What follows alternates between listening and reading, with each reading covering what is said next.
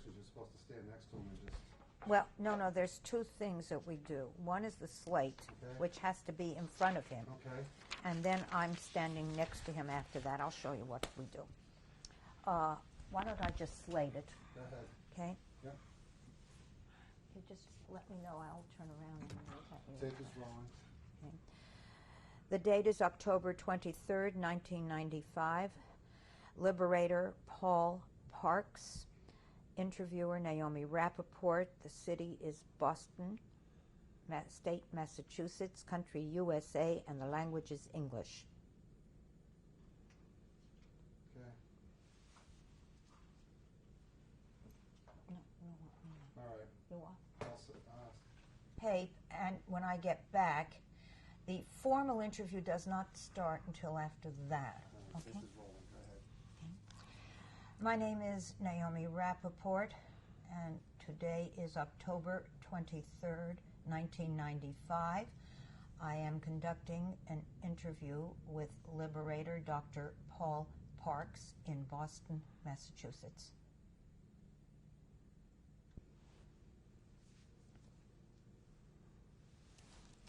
Good morning, Dr. Parks. Good morning. Thank you very much for welcoming us and sharing your story and your testimony with the survivors of the Shoah Foundation. I'd like to start with some questions about your name and place of birth and so on. Could you give us your name and spell it, please? My name is Paul, P-A-U-L, Parks, P-A-R-K-S. And what was your name at birth? The same, Paul Parks. At, There was another name, I'm going to tell you. Translated, it was small boy. And so I was known as a young boy as small boy. mm-hmm. Did you have any other names? No, that was the only other name I had. Nicknames? Yes, there was one nickname, but the kids all called me. When I was in grade school, in high school, I was known as Pap, P-A-P. P-A-P? Right. And your birth date? May 7th, 1923. And how old are you? 72, I would suggest. And what city were you born in? In Annapolis, Indiana. And in the USA. In the USA, yes. Thank you very much. Right. I would like to talk about your early life, your parents. Who were your parents? My father, first of all, my father was Clede Parks, who, and I don't know where he got his name from. How do you spell Clede? C-L-E-A-B. Mm-hmm. I don't know how that came about, because he was born on a reservation down in Central Florida. He was a Seminole. My mother was part Creek and part black, Creek Indian and black. And she was also born on the same reservation as my father. And they came off the reservation right after World War I. Because my father was offered a job, someone came to the reservation and told them about all these great jobs they could have up in the Middle West working in the foundries. And when they quoted the salaries, it looked like an awful lot of money to them. They said they'd pay their way and they'd take them up on the train, which they did. And my father and mother went to Marion, Indiana, and he was to work, and he got a job working in the iron foundries in Marion as a laborer, and contracted tuberculosis, as many Indians do in that environment. And they moved to Indianapolis because there was a large sanitarium which would treat Indians in Indianapolis. So he went to Indianapolis. And it was at about that time that I was born. My sister Jacqueline was the oldest child, and she was born. And then 2 years after Jacqueline, I was born. And then 18 months later, my sister Dorothy Jean was born. So there were two girls and a boy. And what year are we talking about that they moved to Indiana? I would suggest, from what I don't know, but I would suggest it was somewhere around 1919, 1920. And you at one point indicated that your father had been discharged from World War I? Yes, my father was in World War I and had been gassed in service, so he was a disabled war veteran. And when he came north again. He went back to the reservation after the war and then came to Marion. And he was already carrying the problem of some sort of heart condition, which he had as a result of the gassing. And your mother, did your mother work? My mother, when she first came, did not work. But because, I guess, the dire circumstances that they were in because of the lack of money, because they found out very quickly that the amount of money they were paying my father really didn't help them to live in the environment they were living in Marion. So they were living in abject poverty, literally. And my father, who spoke Seminole and could read and write Seminole, because the Seminoles were one of the few groups, they called themselves one of the 5 civilized nations. But they had a written language, so he knew his own language and had been trained in all the other things that happens to Seminoles. But the one thing he didn't have was an English education. My mother went back to school, evidently. She was younger than my father. So she went back to school and finished, and she didn't go back. She went to school in Marion and went as far as getting, and then in Annapolis, I think when they moved there, she got what they call, this is like a 2-year college degree. A normal school? Normal school. So she finished normal school and went on to become a social worker and did quite well as a social worker. She was a social worker. It progressively got better as the years went by. Do you remember your home, what it looked like? Yes. I remember growing up on 1051 Road Street in northwest Indianapolis. It was a single family housing place. My family owned the house. The house that I was born in had no hot and cold running water. It had no central heating. There was an outhouse out in the back, and we were in the city.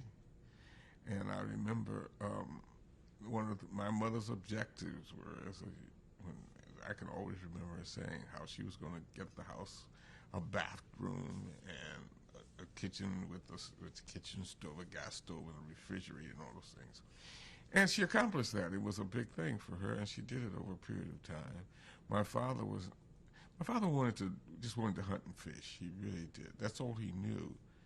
And culturally, that's what he was supposed to do, is hunt and fish. So he would go hunting and fishing, and he was a little boy. He used to have me tag along with him, and I just like hunting and fishing, mainly because my mother had sort of proselytized me and saying, look, you can't learn, a boy cannot learn, hunting and fishing would not cause him to survive in this world he's in. And he's going to have to go to school, he's going to learn to do something other than go hunting and fishing, because you can't hunt and fish on these asphalt streets. So so there was always this conflict. But my father was not a person who talked an awful lot. I've seen my father sit for 2 days without saying anything to anybody. He just sat. But that was sort of, when I went to see my father's home, there were a lot of people who sat for days without saying anything, so it wasn't unusual for them. But it was rather unusual because my mother would say things to him, and he would sort of bow his head, shake his head, and that was it. But he wasn't cruel, or anything else. So he just didn't have. He said the only reason why you talk is when you have something to say. In what language did he talk to you? He talked. My first language was French. This is a crazy story. I don't know how to explain this. We spoke French as little kids. Now, my mother finally told me one day that they learned to speak French because there was some missionaries who came to the reservation very early. And they learned to speak French in this little class that they had, from the nuns. Now, my mother was a Baptist, my father was a Catholic. And my oldest sister became a Lutheran. So we belonged to all sorts of religious groups. Because it was not the first religion of my family. My family, being Seminoles, had the religion of Native Americans at the time. and all the rest of these things were sort of superimposed on us. So they learned to live compatibly with it, but I don't think they learned to accept it or take it in as a deep, intrinsic philosophical thing for themselves. How was the Seminole religion practiced in the house? Well, we still believe that the Great Spirit was in the trees, in the forests. We believe that, and basically you believe that all human beings are human beings, and there's no difference in people regardless of what they look like, as long as they're human beings, and all human beings are alike, and that the animals of the world are not far from human beings. They interact with human beings, and they do things to help human beings, and some of them were sacred to us. Eagles were sacred, and there were some other things I don't remember now that were sacred to us. But the idea of God being in the trees and all, the Great Father being in the trees and being in the grass and that one ought to always respect the natural things around us and not to destroy them wantonly. One of the great tragedies I think the Indians suffered in America was the Indians believe you live whatever Mother Nature delivers up, you try to live compatible with it. You don't change it. You don't sweep it away. As opposed to the Europeans who said, whatever it is, we'll change it so that our life quality will be better and we can live more comfortably.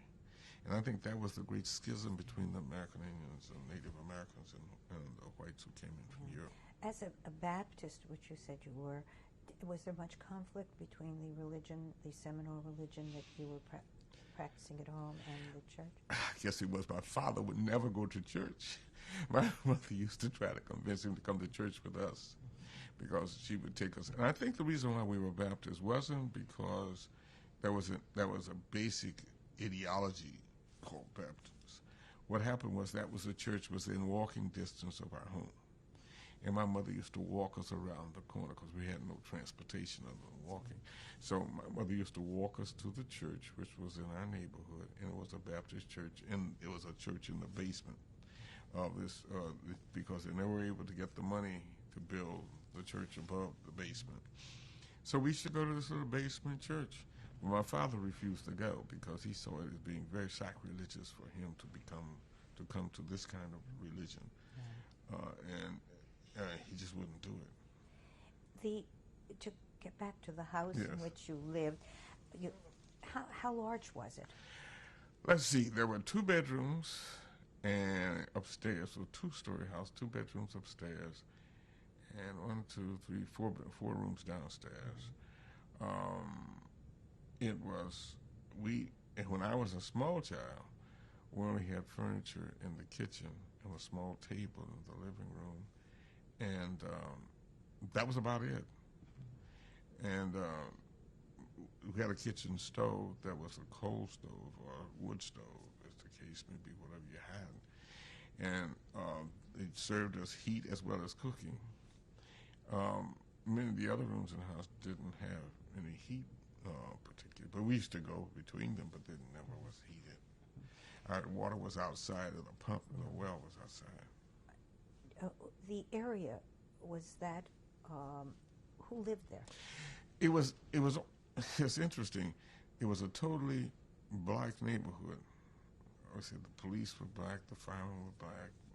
The only people we saw that weren't black, and I'll come to one family. There was one family who lived in the neighborhood. There were 2 families, literally, who lived in the neighborhood who were white. Well, white, one was Jewish. The only other white person we ever saw was the Metropolitan Insurance man and the visiting nurse. But the one family that was white had a son, Daniel, he and I became very good friends from little boys because we were the 2 oddballs in the community. People saw, I'm a Native American, well, I'm with a Native American family, and our lifestyle was different than other people in the community. So we were constantly being harassed, if you please. People made fun of us. They did all kinds of things. And so I was in a fight every day going to grade school with somebody who was called, my sister would say he called me a name, and I'd wait for him after school and attack him, literally, tell him the same thing about my sisters. And because I was trained to always protect the women in my family. So I did that as best I could. The principal one day told me, you can't beat everybody, you got to learn to live with folk. And I said, I'm not trying to beat everybody, I'm just trying to beat all those who do something to me or my family. Did Daniel go to school with you too? No, Daniel did not go to school with me. It's very interesting. They bused Daniel to a school outside the neighborhood. But Daniel and I used to stand back to back and fight all the kids in the neighborhood as fast as when they bothered us. Because he was under attack and I was under attack, and we became very good friends. Daniel was Jewish. Daniel was he was white. He was white, but not Jewish. Not Jewish. Now, the Jewish family was Gabe Siegel, the grocery up at the corner. He owned a little grocery store in the community. He and his wife and 2 children lived in the back of the market. And he's a very interesting story, because had it not been for him, I don't think my family would have survived the Depression. Mr. Siegel, my mother used to go and talk to Mr. Siegel, and Mr. Siegel had a little book that we would go send me to. His mother would send me to the grocery when I was going to remember going to the grocery, and Mr. Siegel would put it down in his little book what I got and took it back home. And whenever my mother could pay him, she would pay him. Sometimes she could pay it all. Sometimes she'd pay part of it. And Mr. Siegel never, ever harassed. He was the nicest man that I ever knew. At that time, he was just, we just would not have eaten. We would not have survived if it had not been for Mr. Siegel. And Mr. Siegel, that's why I said when I grew up, there were 3 races. There was whites, there was Negroes, and there was Jews. The 3 races. And I never saw Mr. Siegel as being white or black. I just didn't see him. He was just Jewish. And nobody ever robbed Mr. Siegel. Nobody ever bothered his family. Nobody ever touched them, because there were other people in the neighborhood that he helped to survive also. Now, how that man managed to live himself, I will never know. I know he lived in the back of his grocery store. When I went to college, when I went to college, my mother had very little money. I won a scholarship to go to college. And it was a $4,000 scholarship because I won the National American Legion Oratorical Contest. And but I wanted to come to MIT at the time, and I couldn't come because we didn't have enough money for me to even ride on the train to come to Boston. So my mentor, and we'll talk about that later, but my mentor got me to go to Purdue. The scholarship would only pay for the tuition. The room and board, we had to find a way to pay for ourselves. And I remember the first year I was in Purdue, Mr. Siegel was the person who kept me there. He gave my mother the money to pay for my room and board. And I survived. And it was just him. He never said anything about it. When I was a kid, about 8 years old, he gave me a job plucking feathers off of chickens. Because, in our community, everybody had fried chicken every Sunday. So people bought a lot of chickens, and I took the feathers off the chicken, and he showed me how to do it, and he gave me a little job doing that. And I got to know his daughter and his son very well, because they were a little younger than me, but the whole family was just very nice. Did those children go to the same school as you? No. Those children? No. They went to the Hebrew school. I see. The school you went to, who were your friends there? I went to, you mean the grade school? The grade school, yeah. There were several people that I finally became friends with. There was a fellow named Jack Gardner who later became the associate dean at the medical school at Rutgers. There was a fellow named Tom Waller who we were inseparable for a while, and he became a police officer in Chicago. And then there were several other people that I knew, but those were the 2 fellows that I was closest with. Was the school a another fellow. black? I'm sorry. There was a fellow, Maurice Niesler. And my mother was never comfortable with that relationship, mainly because she saw Maurice as the person who would get me into trouble, not from the standpoint of the street kind of trouble, but because I was always trying to protect him from people assaulting him. And he was one of those kids that everybody wanted to just chase for some reason or other, and I was always the guy out there stopping them. And we have a relationship to this day. We both went to Purdue together. His family was much better off economically than my family was, and they lived up the street from us and lived in a very nice house and all that sort of thing.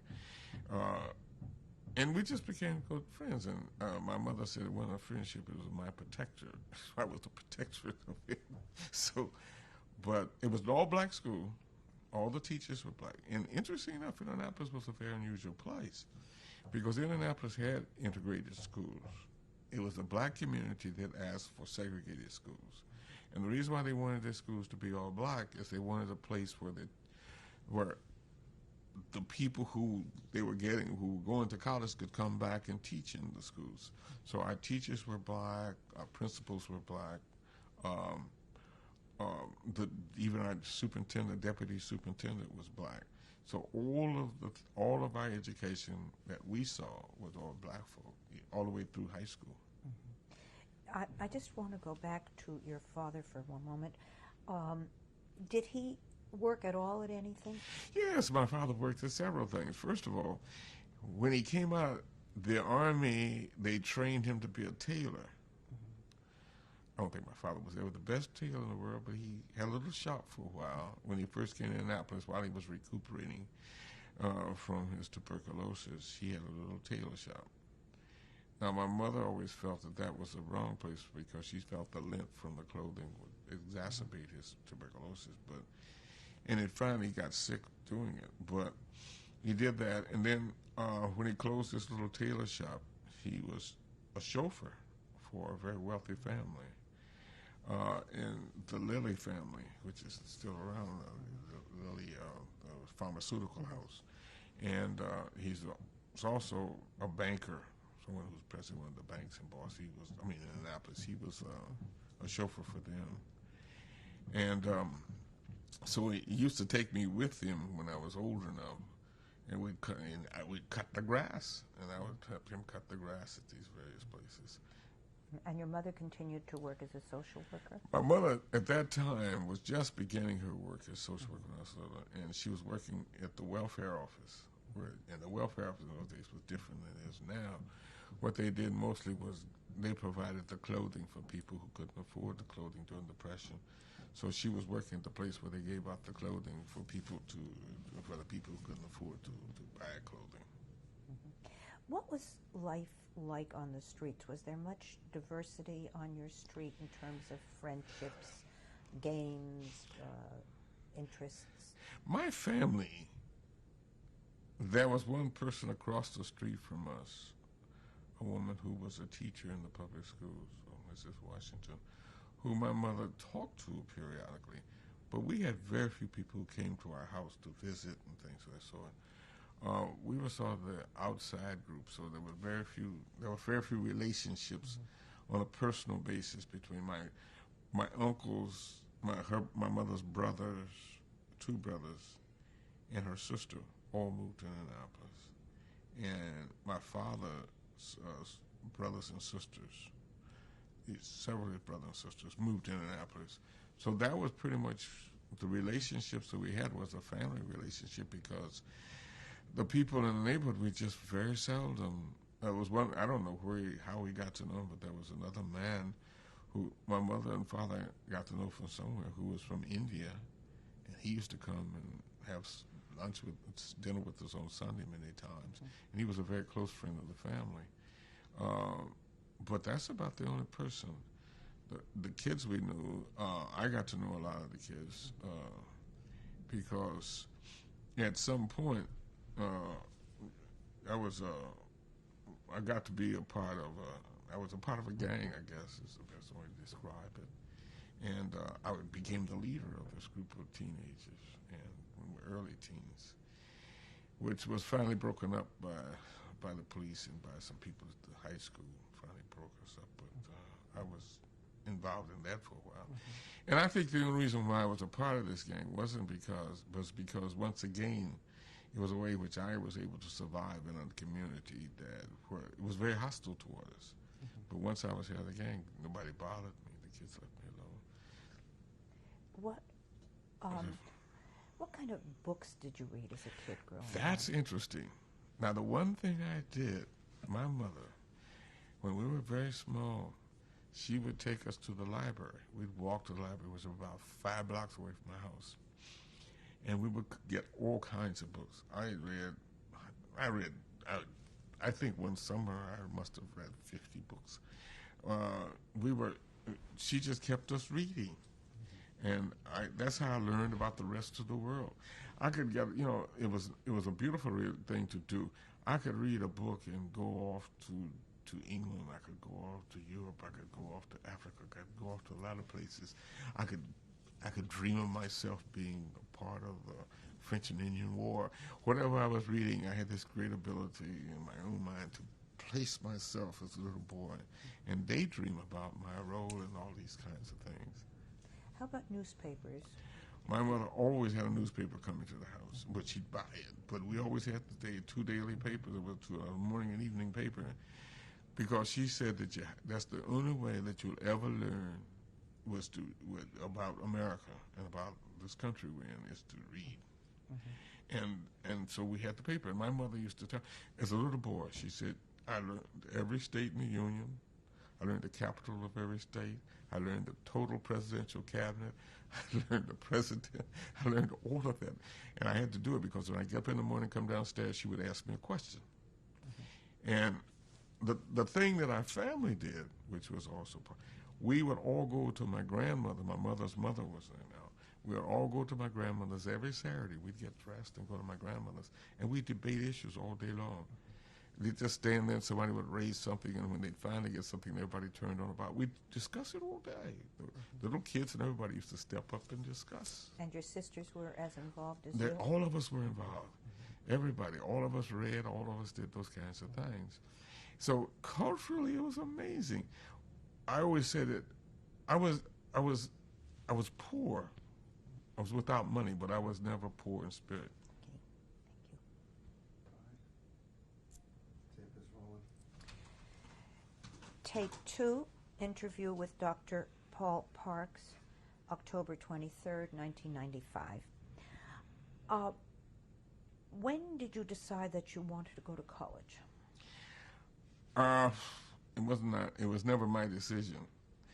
My mother said that I was going to college. Somehow I would go, and she wanted all three of us to go to college. I think that while I was in high school, I had a mentor, a fellow named Frederick Parker, who I always remember he had a Phi Beta Kappa key, and he got it from Amherst College here. And he sort of took me, it was him that really got me out of my gang activity. It's a great story.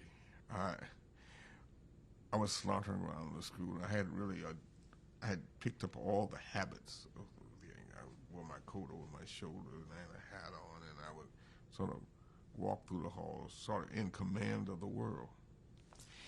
And Mr. Parker, one day, I guess I was in sophomore year, he asked me to come into his office, into his room, rather, and I went in. And he started talking to me about it, and I remember he was saying something to me, and I didn't want to hear him. And I sort of turned my back on him, looking out the window.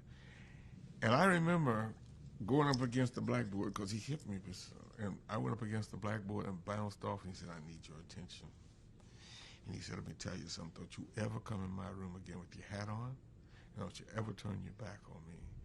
And I'm looking at him, and I'm supposed to be tough, okay? But he was a former football player, and he was about 6'2", and was a big man. And I said, and one thing I prided myself in being is not stupid. So I sat down and listened. And he said, you're too bright. You're too bright to throw your life away in the way that you're doing. And he said, let me tell you something. I've looked at your math work. You're absolutely an outstanding math student. And I'm going to tell you, he was head of the math department at the high school. And he says, and I want you to do something for me. And I said, what's that? He said, look, I want you to come over to my house every Saturday, every evening rather, and then come on all day Saturday.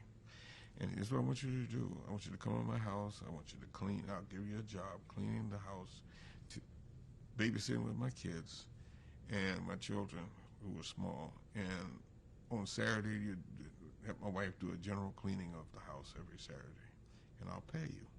And you'll get enough money to buy your clothes and things that I know you like to wear. And he said, not only that, he said, in the summer, I want you to go off to a camp that I want to send you to. It was a camp run by a group of people called the National Christian Mission. And they were up in Minnesota. So I went up there for 2 weeks. And for the first time, I saw people that I had never seen before. There were white folk and black folk. There were all kinds of people there. And they talked about things which I'd never talked about before. It's just a different world. Like what? Oh, they would talk about food that they ate that I was totally unfamiliar with.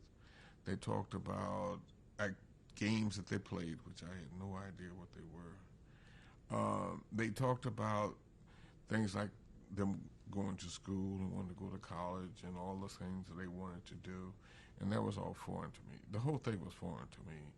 The college piece, my mother had talked about that, but it was a different context that I was hearing for the first time. And when I came back, I really wasn't interested in being with the guys anymore. Between Mr. Parker and those folk, I sort of drifted away from them, and became more and more involved. And he just took me under his wing and told me, "You're going to be somebody, and I'm going to see that you be somebody." And he met my mother, and he talked to her, and my father never wanted me to go to college anyway. He never wanted me to go to school. He wanted me to hunt and fish, but and he was really opposed to it because I remember when we went to college, he said, "Look, I'm not going to give you one dime to go to college." Well, my father didn't have one dime to give me, so that was not really great importance. But the fact that he said that you'll never take a dime of my money to go off and do that crazy thing, and so that's fine. It was only because he wasn't a bad person. He just did not understand what this was about. He never really acculturated, if you please. And my mother did, and my father just wouldn't. He just felt that somehow or another that was the wrong world for him to be in. So it was Mr. Parker who really became like a second father, and sort of guided me to Purdue. When I went to school, he took me there with my mother, and he stayed with me until he died just a few years ago. In fact, I had the privilege to give his eulogy at his funeral in Milwaukee a few years ago. Did you encounter a quota system getting into Purdue? Worse than that. Purdue did not want black youngsters into school. They really didn't, but it was a state school, so they had to take us. I remember when I first went to school, they lectured us. He brought us, first of all, he said that we are not to take engineering because there was no place for engineers. Purdue prided itself with all of its graduates getting jobs in their field, and nobody's going to hire us as black people as engineers. That we ought to go over and take to the School of Agriculture and learn to farm. He said there'll always be a place for the small farmer in America, but there'll not be a place for engineers. So do you want to do that? And I said, no, I came here to be an engineer, and I'm going to be an engineer. He says, well, you don't have to graduate from the school. And the first thing they did, nobody in my house, my mother didn't have a college experience of that sort. They brought us into registration, and I just took whatever they told me to take as courses. We went through registration, and when I found out that I had a total of 22 hours. The first semester I was there, I didn't even have time for lunch. I had 3 days a week. I went to school at 7 o'clock in the morning. I went to school at 7 o'clock in the morning on Saturday for a half day. And I thought that's what everybody did. This was college. And I was living out in the Coldwater Flat out in Lafayette and taking the bus over to school every day because they would not allow us to stay in the dormitory.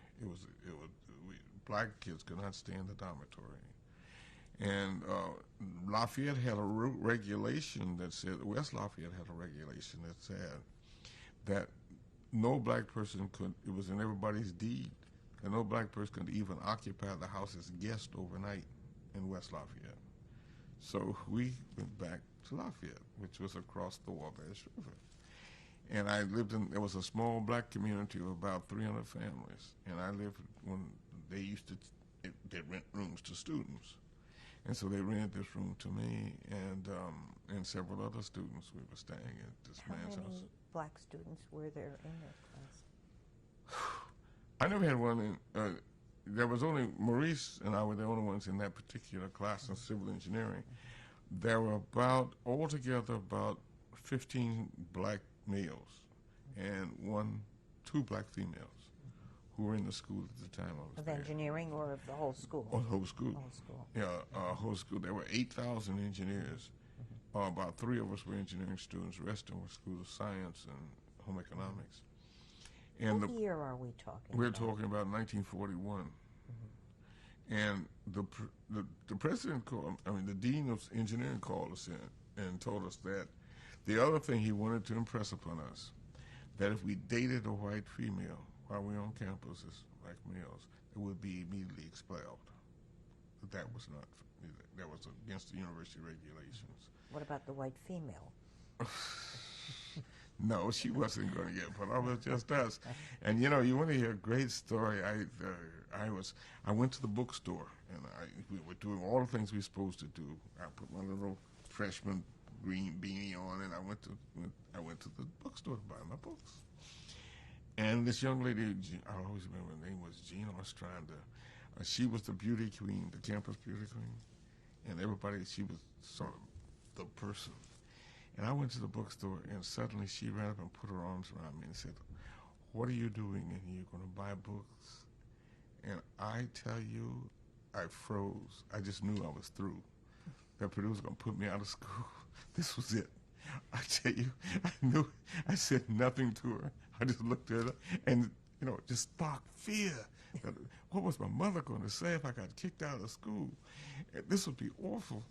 And she kept talking to me, and I shook my head, and finally she left me alone. She said, "I'm going to talk to you later." And I said, "No, you can help it. If I can help it." And that night I waited for the telephone to ring because I just knew that Mr. Walker was going to call me downstairs and tell me that the dean wanted to talk to me.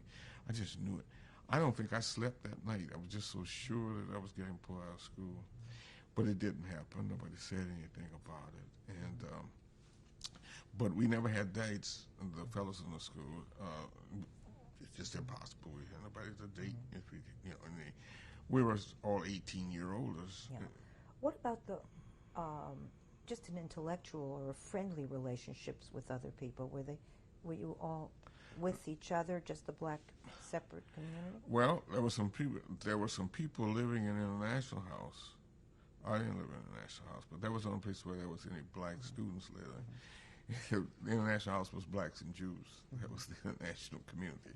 There was one fellow in there, a fellow named Hans Jaffe, who was from Germany, a German Jew, who was a very obnoxious person. Nobody liked him. But other than that, we're all blacks and Jews in there. And I used to go over and spend the night with a couple of fellows periodically.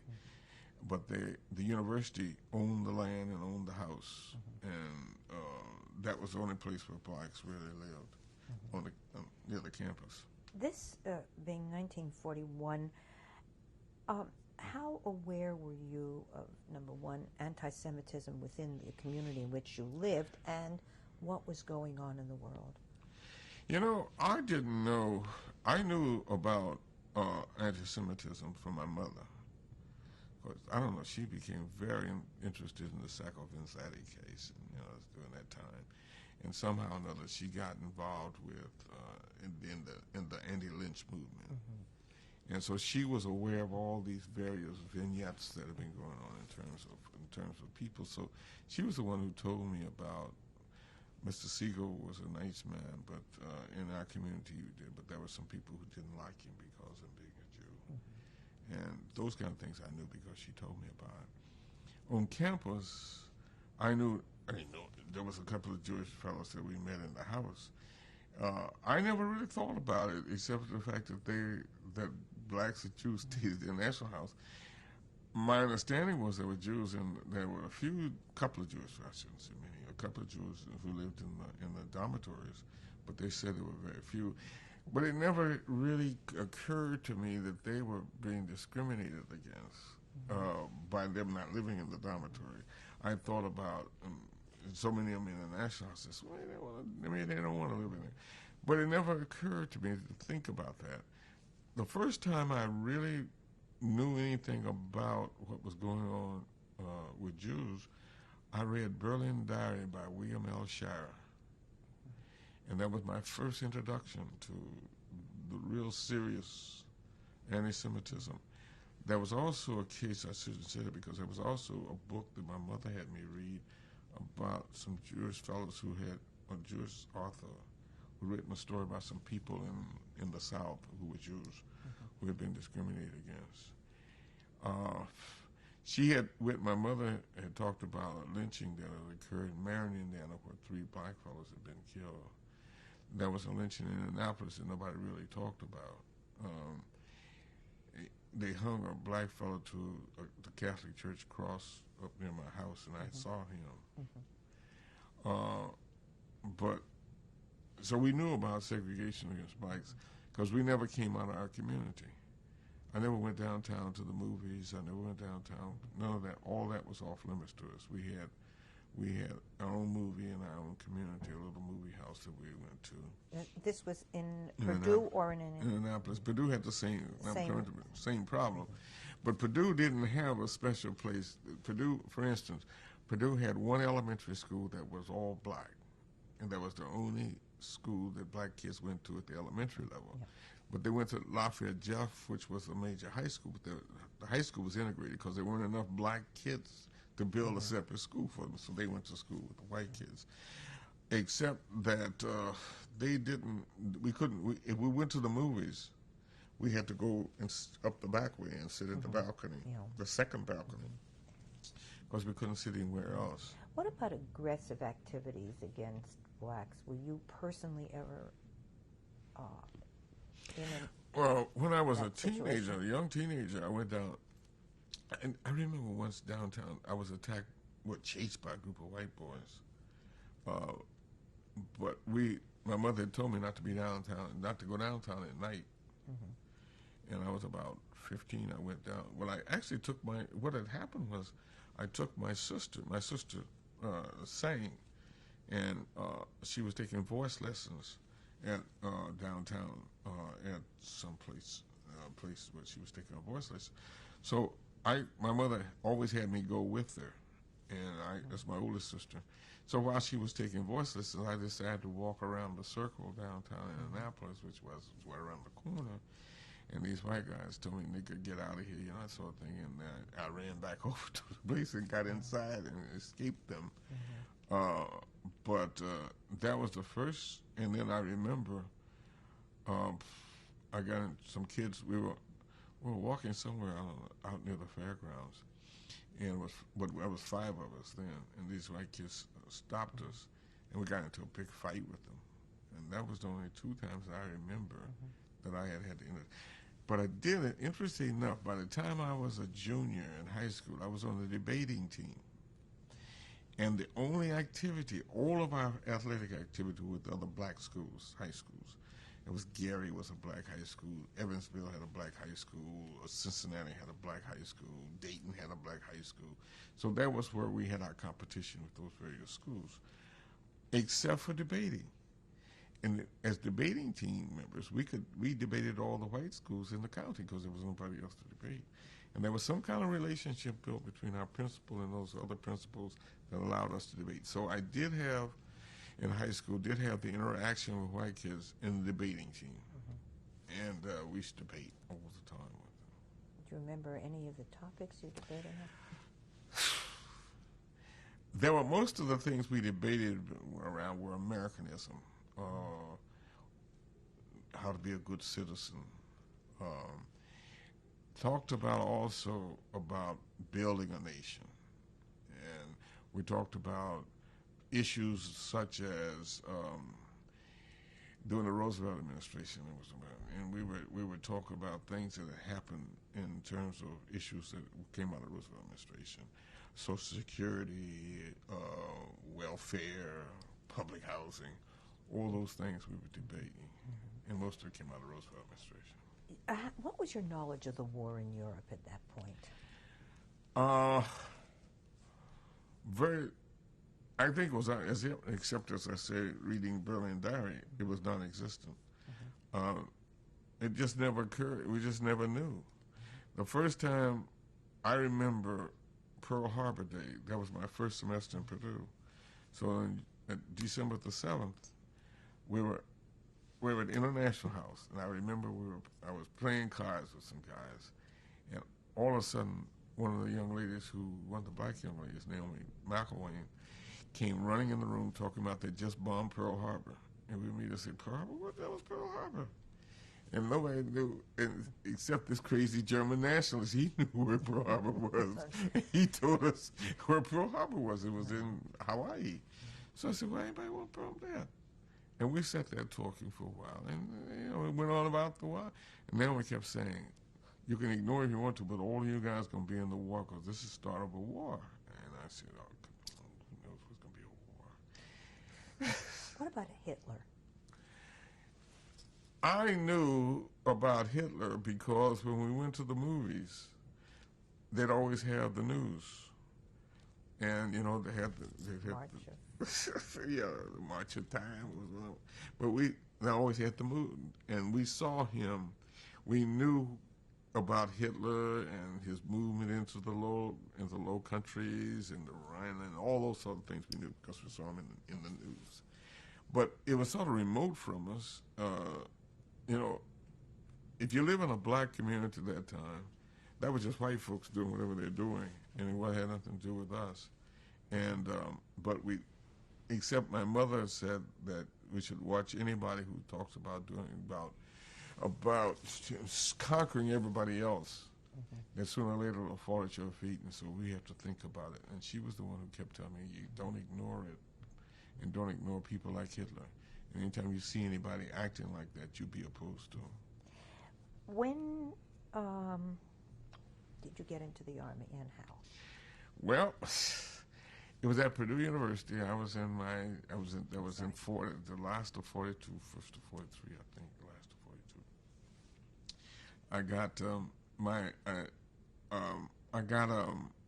They told us that anybody who had a B average at Purdue in engineering school could get a deferment. And all we had to do was come over and see the dean, and they would give us a letter to take to the draft board. And this was right at it was the summer of 1942 that they passed the bill, the 18-year-old draft. So I was 19 then, I guess, or just beginning, just to 19. And they said that they were that we should, that we would all have to register. That was my 18th year, I think. But anyway, so I went when I took my letter. I got this letter from the draft board, which some guy, university people, those of us in college, all decided to become experts in some field. We had this fellow who considered himself the in-house lawyer, okay? And he would tell us about what things we should do. He said, look, the mailman will put the mail in the mailbox, but until you have received in your hand, it is officially you've never gotten the letter. So if you don't take it out the mailbox, he said, if you don't take it out the mailbox, you never received it, so there's nothing anybody can do about it. So I looked and saw my draft notice because everybody knew the envelope, and I left it in there. Because, my good friend who was the lawyer among us says don't touch it. But I took all my other mail out, but I didn't take my mother's letters. It's the only mail I had, but I left that one in there. And one day, a guy knocked on the front door. These two white fellows knocked on the front door, and they identified themselves as part of the FBI, as FBI agents. Said, did you get drafted? I said, no. Did you receive anything from the draft board? I said, no, I haven't received anything. And they said, well, this was in your mailbox. How long has it been in there? So I said, well, I didn't take it out. He says, mister, you should have, because you have 24 hours to go to the draft board And if you're not there in 24 hours, you may well find yourself in serious trouble. And I said, does this make any sense? He said, well, it does make sense. It was delivered to your house. You were expected to take it out of your mailbox and to read it. So I ran off to the university and got my letter. The dean said, here's your letter. And I went down to the draft board the next day, taking my letter, which I thought was a deferment.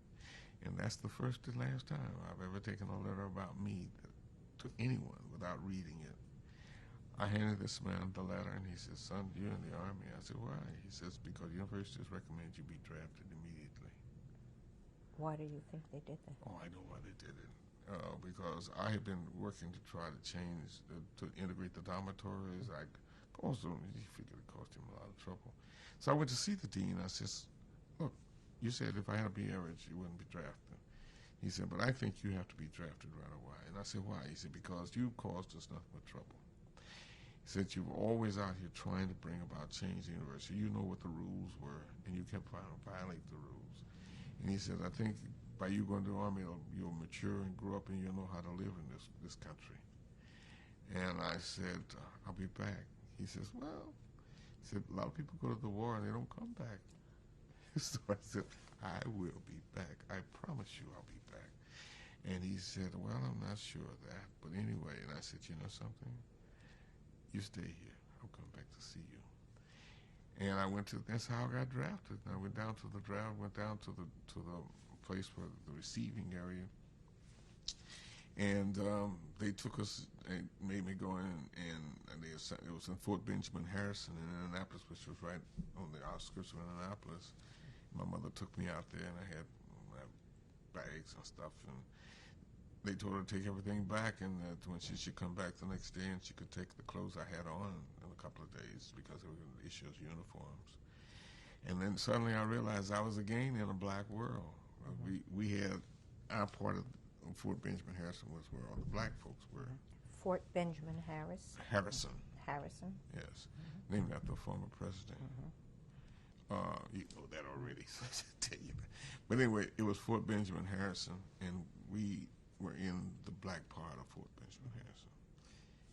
And fellows from all over the Middle West in that district came to that particular camp.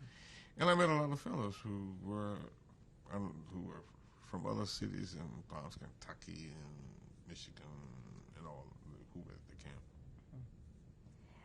What was your general experience in terms of prejudice in the Army when you first came in? Well, first of all, we were an all-black outfit, and once again, all the officers and the non-commissioned officers at Fort Benjamin Harrison were white, and they were telling us, things that they told us to do just unconscionable.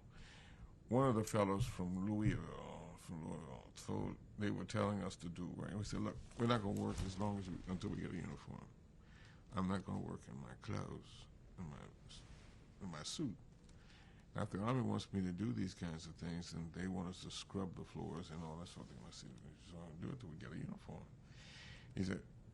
He mentioned that, what can happen to you if you don't do what we tell you. I said, it's not that, but I'm saying to you, unless the Army takes responsibility for my damage in my clothes, I'm just not going to do it.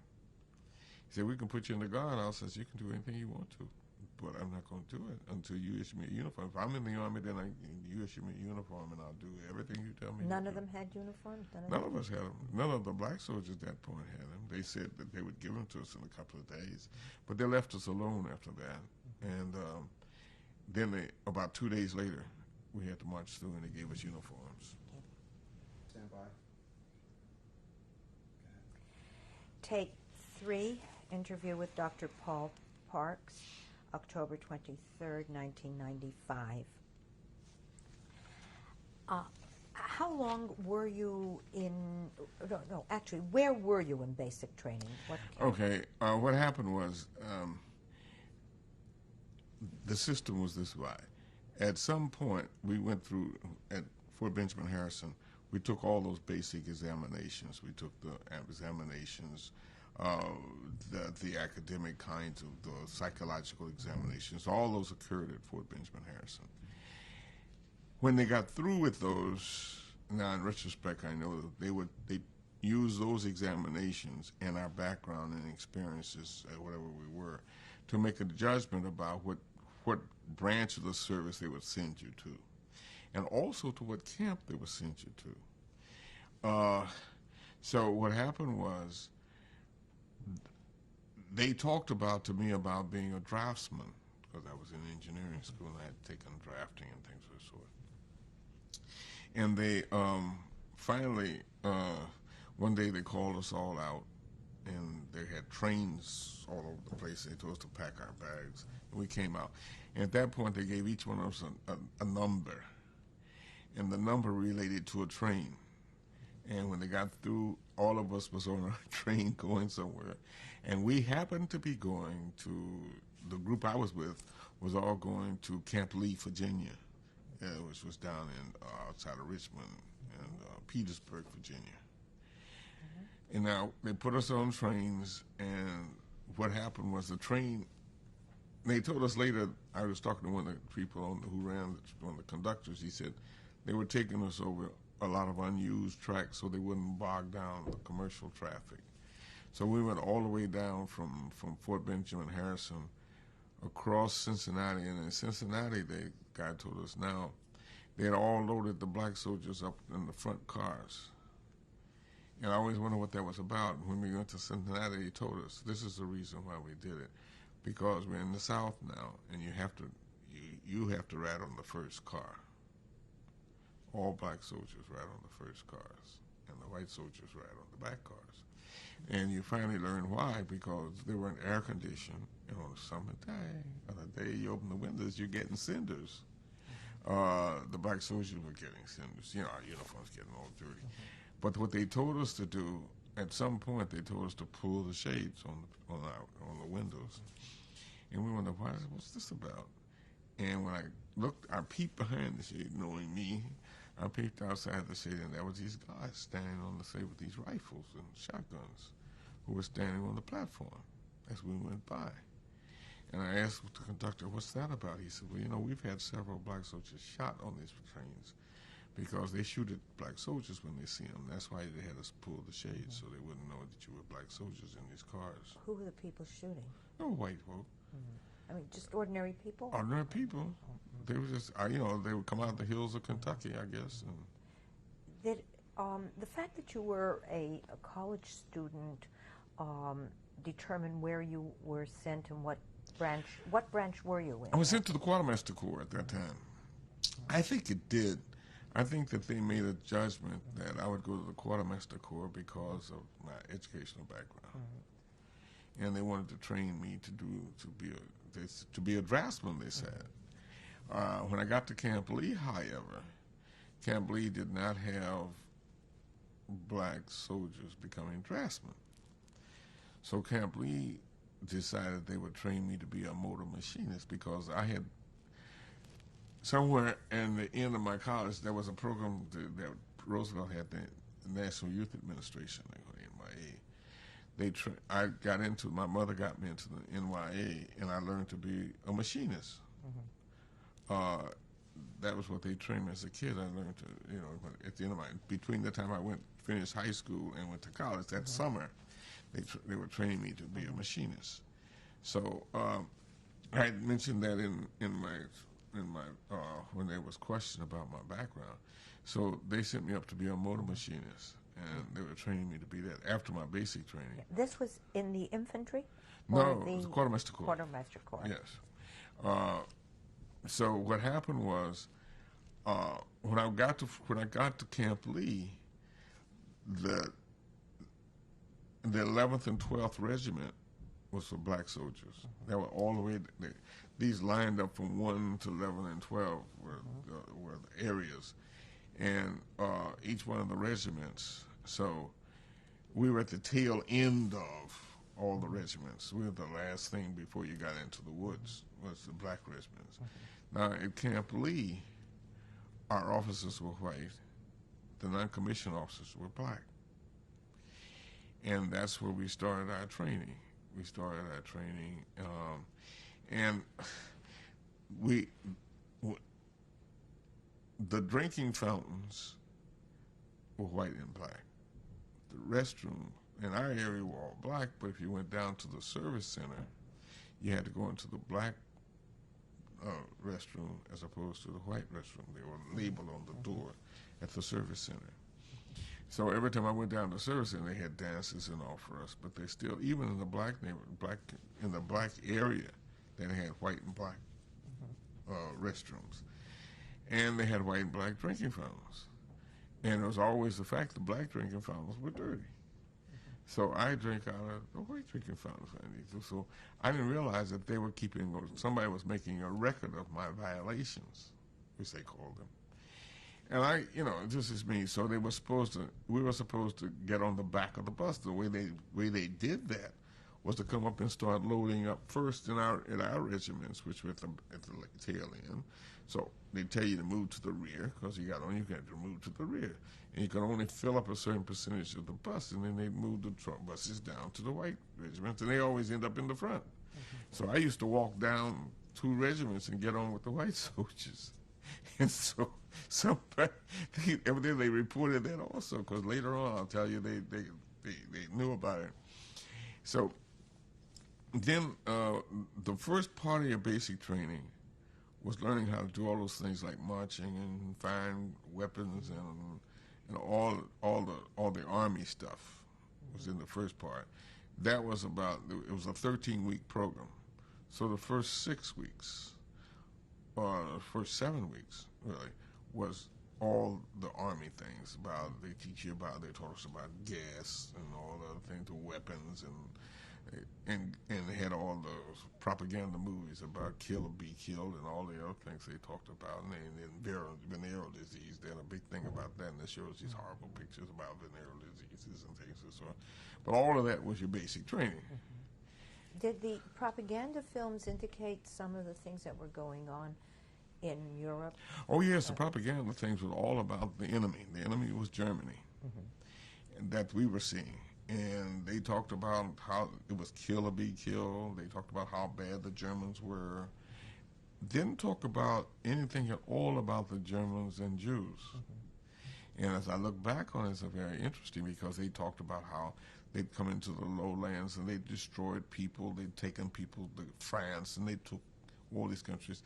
And then they showed us pictures of how England was standing off alone and fighting off the Germans, and how horrible they were. And they talked about every film ended with you must learn to kill or be killed. So they were training us to be low-paid hired assassins. So we learned, and they taught us about everything we did. When they showed these targets we were shooting at, many times it was Germans, and they'd pop up and you'd shoot at them. So everything was geared to getting us mentally and physically involved with killing Germans. How long was basic training? 13 weeks. And 7 weeks was this sort of thing. They never stopped showing us movies, but the last 6 weeks was in the special training part. That's where I went up and learned to be a motor machinist. In those 6 weeks, but in the evenings or afternoons when you came back from your training, you got some more pictures about what the Germans and. Now, I didn't have to go very far because my father was a disabled veteran, and as far as I was concerned, that had happened because of Germans again. And my father had talked about the Germans, and I had a different picture. I'd already had this picture of Germans being bad folk from my father, and he talked about how cruel they were and things that they did. And here I am seeing it again in the movies, so all this became very real to me. There was none of that with propaganda. It was all just fact, as far as I was concerned, because it was underscoring what my father had already told me. As my father said, he wished he could change places for me and go with me and go take my place at the war rather than me having to go. So I was all sensitized to it. And so, but when we went up the road to take our special training, they had these white and black drinking fountains again, and they were still the dirty black ones and the clean white ones. And I started drinking out. I don't drink out of that dirty fountain. Guy said, "You're gonna get in trouble." I said, "Hey, what can he do?" So and what happened was, at some point we finished that training, and then once you finish all your 13 weeks, you have to sit around waiting on your assignment. I had applied for what ASTP, which was a college program, to go back to school, which they were sending a lot of kids back. I also applied for OCS, officers training. They all told me I was a little bit young for officer training, but they would see what they could do. I had scored very well in all my issues, and they said they were going to try to get me in. That was my non-commissioned officers. What happened was I went to Richmond on a 3-day pass. Coming back at the end of the 3-day pass, I stepped back to let a black woman on in front of me who had groceries, and I told her to get on the bus in front of me. And this white soldier screamed, "Don't let that black bitch on in front of you." And I hit him. And we started, and a mini riot occurred. The guys turned over the bus, and all the black soldiers took the square in Richmond for about 3 or 4 hours until the MPs came with ground-mounted 50 caliber machine guns and told us to get on the buses and go back to camp. And going back, they said, "We're not going to tell anybody what happened here." And I said, "Fine." They quarantined us. They put MPs around our barracks, and we couldn't come out except under escort.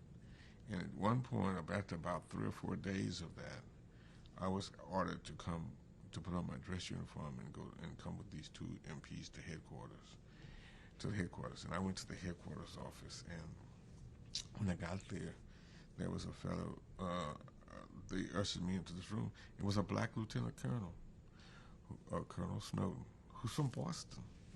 He's lived in Boston. His family, the Snowdens, are the people who ran Freedom House in Boston. That was Otto Snowden's father. So when I went in, he was the adjutant. He was the deputy commander of the post. And I guess they had him there for the black soldiers. And he said to me, "I understand you caused trouble in Richmond." And I said, "He'll understand what I'm talking about." So I explained to him. And he said, "Look, son, you got to learn to live in the South. Now, you should not have hit the guy. You should not have started this problem. You should have just minded your business and not gotten into trouble." I said, "How could I stand there and have this happen?" He said, "You're in the South, and you have to learn to do that." He said, "Now, I'm going to put you on extra duty. And what I want you to do is go back, and we're going to issue you a pair of gloves, some white gloves. And I want you to come and to be the doorman and open and close the door of the white officers as they go into the officers' club." And I said, "I'll go to hell first." He said, "You may well. Go back to your barracks. You're saying you're going to disobey the orders of a field grade officer." I said, "I guess that's what I'm doing, sir." And I said, sooner or later I knew I'd come to the end of this whole sequence. I guess this is it, because I'm not going to do that. He said, "You go back to your barracks and you'll hear from me later." And these MPs took me back. And what they did, they said, about 3 days later, the MPs came and said, "Pack your things and get your duffel bags." And they had an order that I was to go to Camp Shanks, New York, as a casualty replacement. That I had been denied all. I'd been denied going to college. I'd been denied going to OCS. I'd been denied all of that. And they took me under guard to Camp Shanks, New York. And I was dressed in my dress uniform. They had me go into this place and change my dress uniform, put on fatigues, and pack and repack my duffel bags, and come out and get in line with these guys. And I got in line, not knowing who they were. I didn't know what outfit I was in. I just knew that I was going to get on. And the Aquitania was the boat that we were going on. And it was a single ship that ran didn't have a convoy. It was running by itself. And they said because it was such a fast ship that that we didn't have to have an escort. So I got. What was the name of the ship? Aquitania. Aquitania? Yes. In fact, I saw a picture of the Aquitania in a little store up on Boylston Street the other day. It was a part of, and now I know it was one of the Cunard Line ships. And when I got on board, I asked this fellow, this white officer, "What outfit am I in?" He said, "Son, you're in the combat engineers." I said, "I don't know anything about combat engineers. I'm trained to be a quartermaster." He said, "You're going to learn now." And he trained me how to how to disassemble and assemble the M1 and things like that while we were on the boat. But I knew that if I lost sight of him, I don't know if how would I ever get off that boat because I didn't know I was so.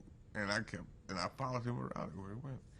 So finally, one day I was on, I guess about the third day out, because I never had problem with seasickness. So the first day out, nobody came down because everybody was seasick. So I gathered people's oranges and all, and I had a ball. The second day out, I saw this man bending over the rails, and I said, "That person looks familiar." And lo and behold, it was my father's youngest brother, my uncle. And he was on his way to Europe, and he was a part of an aircraft in the Air Corps. He wasn't flying. He was the person who was one of the mechanics. And he said, "Where are you staying?" And I said, "I'm down in the hold." He said, "The deck's down." He said, "I don't want my nephew down there. You come here and you stay with me." And he said he had a room in which there were 2 beds, like a stateroom. And because the Air Force always got the best accommodations. So I stayed with him. He said, because if somebody hits the boat or anything, you're down below. How can you get out? So I stayed with my uncle. Were the troops on that boat all black? No. It was a Mixed. big ship. There were blacks, whites. Everybody was on board. And where were you headed to? We were headed to the Firth of Clyde. We ended up in the Firth of Clyde in Scotland, outside of Glasgow. And at some point, we ended up in Scotland. I went down and got with my guys, with the guys I was with my lieutenant again, and he said, "We're getting off." Lieutenant Swig was his name. It just came to me. So he said, "We're getting off," and we unloaded in Scotland. And that was the first time I heard about men in kilts. It was the first time I ever saw a guy in a kilt. One of my fellows said, "Hey, they're wearing dresses over here," because none of us knew. It was just foreign to us. I had read about it, so I knew. I'd read about the Black Watch, and that sort of thing, in books I got from the library. So I was ahead of a lot of the rest of the guys. But they were really. One guy kept asking the guy, "What are you wearing under the kilt?" And he wouldn't tell him. But anyway, everybody was very friendly. So they put us on trains, and they took us down. They broke up our outfit into companies. My company, there were 2 companies of us who went to Yeovil in Somerset. And we were in a camp, Houndstone Barracks, I think it was, in Yeovil. The thing that amazed me was we got there in the middle of the night, and we were awakened that next morning by British youngsters, boys and girls, running all over the camp, waking us up, saying hello to us. And I'm saying, how these people get into a military camp? But they were, and the people were they were outraged. They were just very, very nice to us. And that was the first time that I can remember in my life, outside of Daniel, that I had just that kind of relationship with white youngsters. It was just a different world. It was very foreign to me. I didn't know what to expect. I thought, be careful because, you still don't know what these people are going to do to you. I don't know what that was. But see, you have to know that when I was in high school, every day, every week, we had auditorium. And they would bring in somebody who was well renowned in the black, an artist or a painter or a philosopher or a professor. And they would talk to us. But everybody had the same theme. If you're going to make it in this country, you got to be better than white folk doing it, okay? You got to exceed what white folks can do. And that, Purdue caused me a lot of trouble. That caused me a lot of trouble at Purdue because I couldn't be better than all those kids. Now I'm dealing, it's one thing to say that when you're in high school and you're not competing with anybody white. But when you get to Purdue and you're sitting there in an all-white environment, now to be better than all those folk gets to be a very difficult one. And if you aren't better, you feel like that's failure, and you're going to drop off the planet somewhere because you just won't make it. I remember when I went into a chemistry class when I was at Purdue. The first class I went into was a huge chemistry class, laboratory, and this guy, Dr. Miller, who was head of the chemistry department, told me, and my mother said, never sit in the back of the room, sit down front. I got there, there was only seats were vacant. When I finally found the crazy place, was seats in the back. So I'm sitting in the back as the only black person in this sea of about 200 white kids. And all males, they were engineers. So he asked, and he called my name and said, come down front. So I went down and went, what is this about? I went down, and he told me to open my hand, and he put the chemical blue vitriol in my hand and put water on it. He said, go in the corner. When it starts to sting your hand, you dance a little jig for us. And I held my hand like this, and I went in the corner. Now you have to understand, now he's dealing with the discipline of an Indian. I was standing there that would burn through my hand before I even say anything. So I'm standing there, and he finally said, that thing hasn't burned yet? And I looked at him, and he says, come over here and wash your hand off. I said, you're a smart aleck. He said, I don't want you in my class. I said, what am I supposed to take? He said, you just find someplace else to go. I don't want you in here. So I remember going to my math class the same way, and the guy stood in the door and said, I don't teach any niggas. Go somewhere, you get another class. And it was that was my experience. And here I am in a world that's entirely different, where people are actually happy to see me. And all of us. And so we stayed in Yeovil for about a month. And from Yeovil, they sent us to Wadebridge, which is in Cornwall. And Wadebridge was where I really, really had, in spite of the Army, in spite of all the things, it was one of the best experiences I ever had in the Army. When we got to Wadebridge, I was standing on guard one night, and this fellow came up in a collar. He was a minister. And he identified himself as the Bishop of Cornwall, the Methodist Bishop of Cornwall, Reverend Matthew Harvey. And he said, we talked for a long time. And he said, son, why don't you come by my house when you get off? You get out in the evenings when you get a chance to leave here. Why don't you come by? And he says, it's called Cavendish House. And he told me the directions to get to Cavendish House. And I went there and met his wife. It was an amazing place for me. It was beautiful. I saw this house was just extraordinary, and it had Cavendish House all over the door. And it was just something I'd read about and just couldn't believe that I'd ever see and be involved in. And I went to see him, and he had this gorgeous library. He said, the library is there. Anything you want to read, you read. And he took me in, and he would send letters to my mother, and she would write him, and he'd tell her how I was getting along. And when he would go on his trips out to he went down to Tintagel, the place where King Arthur's court was supposed to be, and down to the Hearts of Truro. And he would go, through his parish, and he would take me with him many times whenever I could get out or leave. He would take me through the countryside and to the places where in his parish. Yeah. How long were you in England? Let's see, I got there in 43. It must have been somewhere around the summer of 43. I would suspect it was somewhere around June or July. And as I remember, and I stayed in England until until we went to the invasion of Normandy. Which is June 6th? Which is June 6th. So we 44. left 44. But we stayed in Wadebridge longer than we stayed anywhere else. Yeah. At what point did you become aware, or did you ever become aware of Nazism and extermination camps and concentration camps? None of that did we know. The only thing I knew that in Wadebridge, I went to Plymouth a couple of times. The Army sent me to Plymouth a couple of times. And we saw the Germans, we could not go in, and they wouldn't allow American soldiers to go into the air raid shelters. So I've stood on the street and watched them strafing the streets, the Germans. I always thought they were awful people, because what would happen was they would always strafe the street at the time the children were coming home from school. And I thought that what a horrible, on the daylight raids. But every night they'd come over and they would bomb London, and in those days it was planes bombing London. Yeah. It was before the V2s and V1s. So they were coming over, bombing in the aircraft. Anti-aircraft guns were firing at them, and you see the searchlights looking for them and trying to bring them down. And then those amazing guys in the Spitfires. Because when when we were in Somerset, we were right next to the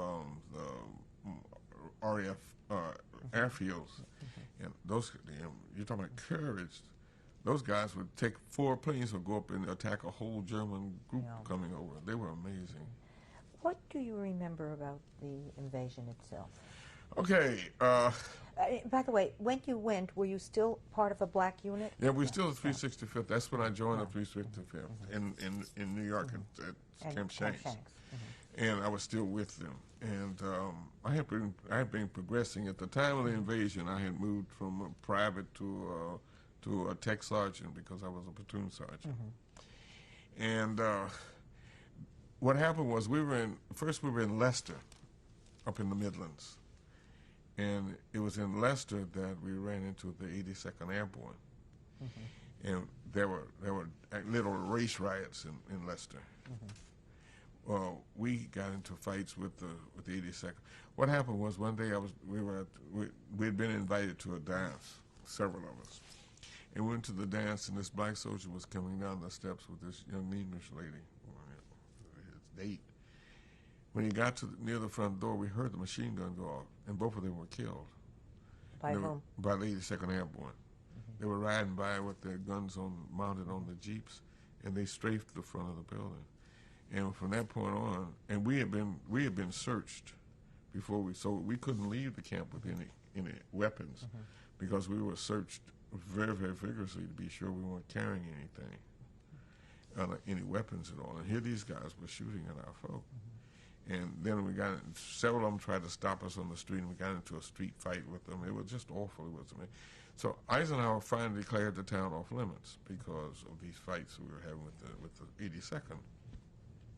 That General Gavin was there, and they were at the same camp. We were both occupying the same camp. It was a huge camp up in Leicester, and so Eisenhower declared the town off limits, and he said that the black soldiers, and then he said what he changed. He said we allowed the black soldiers to go downtown to the places where the bars and all were, but the white soldiers would have to go to they could go to the suburbs.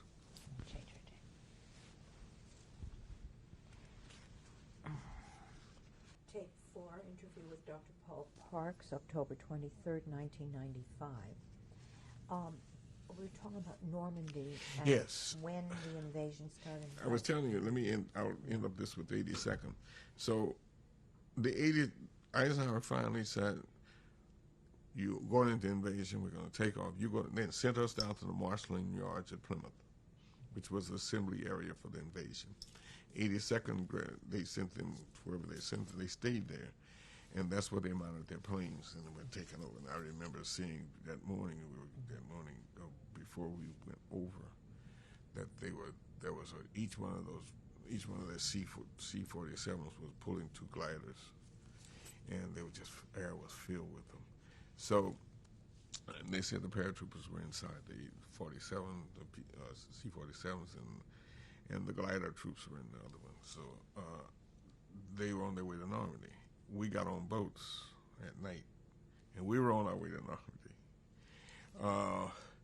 And I've never seen so many boats in my whole life. I mean, there were just thousands of them out there in the ocean. And then the 2 big battleships were making runs down the coast when we got there and bombing everything back up to try to soften up and get rid of the pillboxes. Our job was to go ashore and to take tape and clear paths up to the hillside, and get rid of all the anti-personnel mines that had been sewed in there. And with the tapes, the soldiers coming ashore behind us would know that this was a safe way to go up to the hills up above us. We came into Omaha, what they call Omaha Red, and that's what our jobs were, and that's what we did. We saw the Rangers when they were going up the side of the cliff, and I tell you, that was amazing. I mean, every place you turned, there was fire coming across the beaches, just like it was sowing seeds. And I remember I had 2 fellows, one on each side of me, and we hid behind a structure, one of those fixtures they put on the beach to keep the ships from coming ashore. the tanks from coming ashore. We hid behind one. You felt like if you hid behind a lump of, a bit of sand that would protect you. Any place you could find a place to dive in, you did. And we went behind this. And the most amazing thing, I'll always remember, the guy on either side of me was killed, and I lived.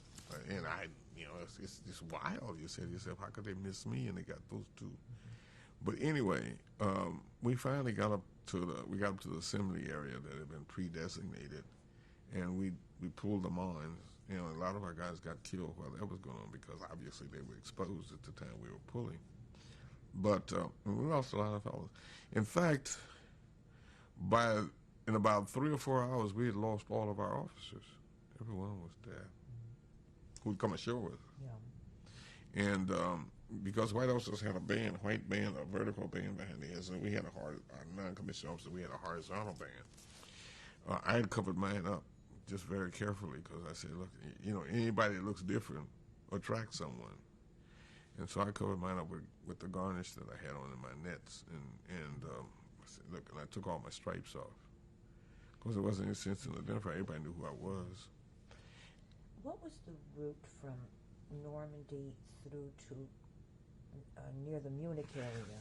Okay, what happened was, after Normandy, we went south to Saint Lo, and from Saint Lo we went southeast to Paris, and we were walking.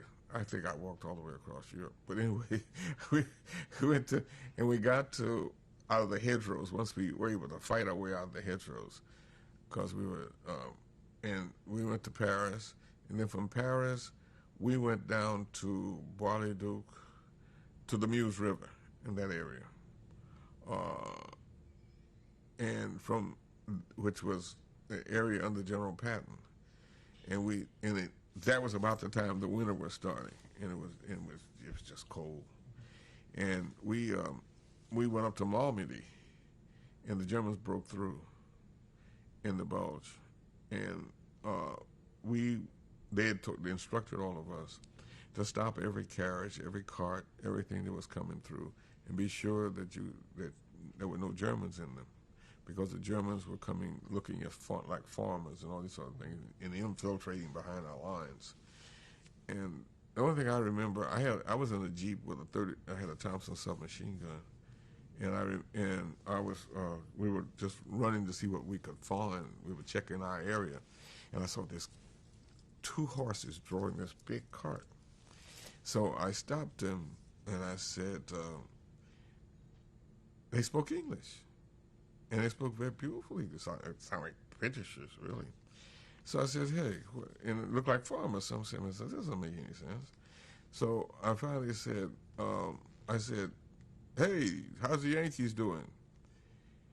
And he said, the New York Yankees, the baseball team.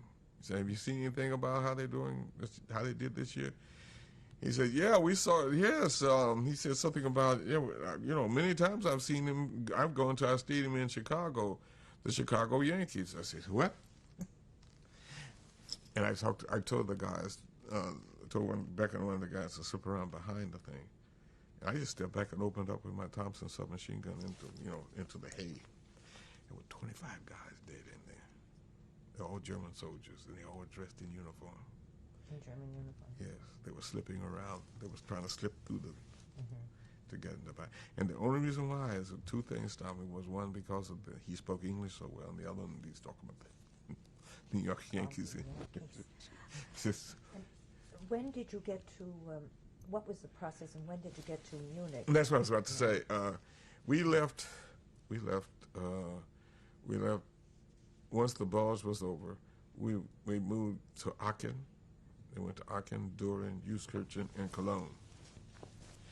And then it was during Cologne. Then we went south to Adernach and Adernoi, along the Rhine.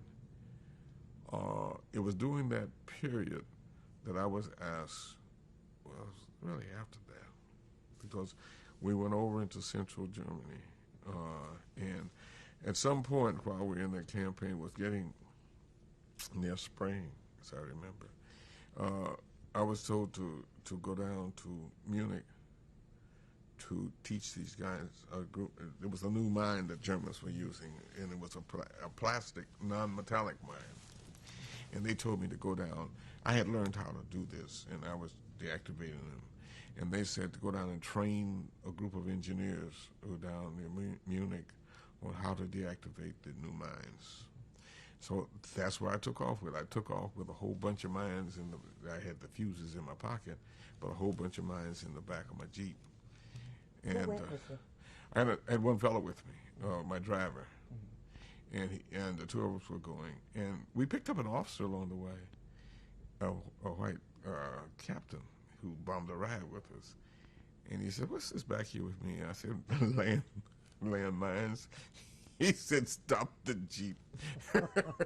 I said, "I got the fuses in my pocket." I don't care where you got the fuses. Stop the Jeep. So I stopped it. He got out, and that's the last person we had with us. So I went down and that's when we went to Munich. Were you still with the black? Were you joining a black unit? Yes, it was. It was a black unit that was attached to or assigned to, I'm not sure what they were, but they were assigned to the 183rd Infantry. And when I got down there, you know, I was training them, and then they got orders to move and take this camp. And we thought, and they got, you know, everybody they got their weapons and all the heavy weapons they had. They had bazookas and heavy machine guns, and we went in and we were going to take this camp. And they had half track also. And when we got to the camp, we didn't see any guards or anything. Were you told what the name of the camp was? No. Oh, no. They told us how to get there. How many were you? I think with us, there were 2 platoons, which means that there were probably a couple of hundred guys with us when we went to And you camp. were all armed. We're all armed, yes, because we thought we were going to be in a war, in a skirmish with the Germans who ran the camp. What we assumed the camp was an army military camp that we were going to, and that we were there to take the camp because they said take the camp. We were confused a bit because we never had, as a combat engineers, our job was never to go and assault something. That was the infantry's job. We supported the infantry in many times in that sort of thing, and we fought defensive wars. Somebody's building a bridge, somebody tries to take the bridge, we stop them if we can. That sort of thing. Were you the first to come to this camp? I don't really know. Was there anybody there before you? Not where we went in, there wasn't anybody else, but I don't know. What did it look like from the outside? From the outside, as I remember, it was not a wall. It was like a wire fence around it, and there was a big gate. And Remember what it said on the gate? I know something in German. And later on, one of the prisoners told us that was the name of the camp that we saw. But at the time we were going in, there was some German language apparently, so we knew. And we broke through the gate with the half track and got inside.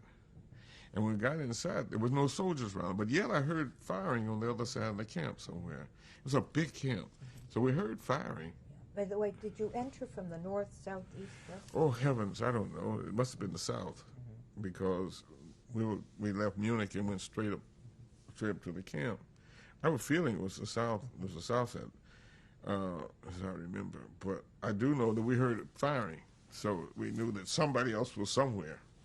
But what happened was, as we got inside, these people came out of these barracks-like buildings, their striped uniforms on, and just in devastated shape. They were just oh God, they had all kinds of sores on them. Many of them, their hair and they had lice on them. They were just in terrible shape. Had you any idea who they were? At that point, I thought we thought that they were people who had violated German laws and had been sent to prison because they looked like people on the chain gang in their uniforms. It reminded you of the chain gang uniforms. They were this different color, but they reminded you of chain gang because it was sort of gray and black. But we were trying to push them off of us because I don't know who these people are, and they are in such bad shape physically that we kept pushing them away. And to this day, I feel very badly about that because we didn't know. And once I found, and the only reason why I found out who they were, and I'm telling, is that there was a fellow one of the fellows came out who spoke English, and he said, "Are you Americans?" And I said, "Yes." He said, "Thank God," and he hit the ground and started to pray. And I stood beside him, and he explained to me that he was a rabbi. And I said, "Can you tell me what this place is and why those bodies are stacked up against the fence?" You saw bodies stacked Yes. up at the fence. Yes. Clad in uniforms as No, well? they were stripped. Stripped. Yes. And he said that it was a concentration camp. And I said, "What?" He said, "No, it's a death camp." And I said, What are you talking about?" And then he began to explain to me what went on there in the ovens, what they were for. Were you able to see ovens? Oh, yes. And he explained what they were.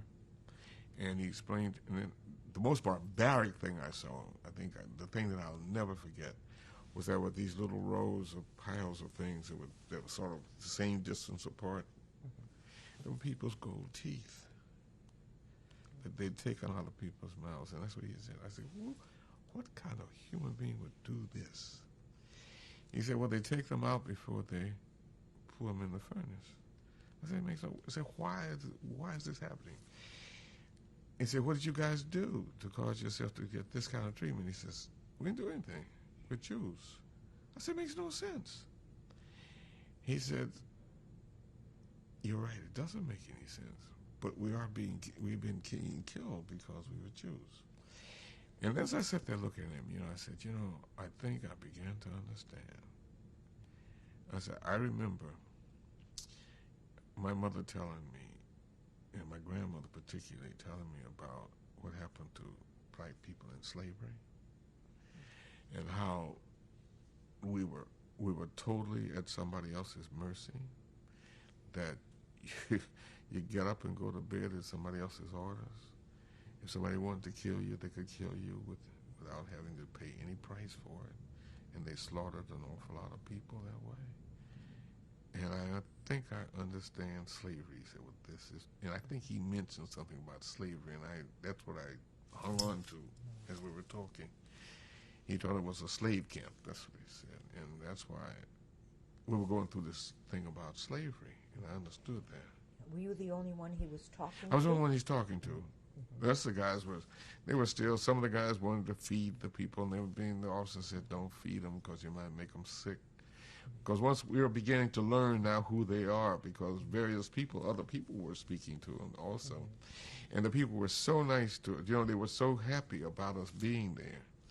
And finally we came to grips with that because a couple of my officers began to explain to the guys about what kind of camp this was. But he told us to be on the alert because there may be German soldiers still around. Were there? No, not where we were. What other areas of the camp did you explore? We didn't explore any place. What were the barracks like? Did you get into the barracks? I went in one with the rabbi, only because he wanted to pick up something. He wanted to be, and I said, "Well, I'll protect you when you go." Well, and we went in, and what did you see there? There were just rows of there were beds that were just very, very rustic kind of things. Nothing of comfort. There was all kinds of people's clothing material around on the floor, behind the beds and all.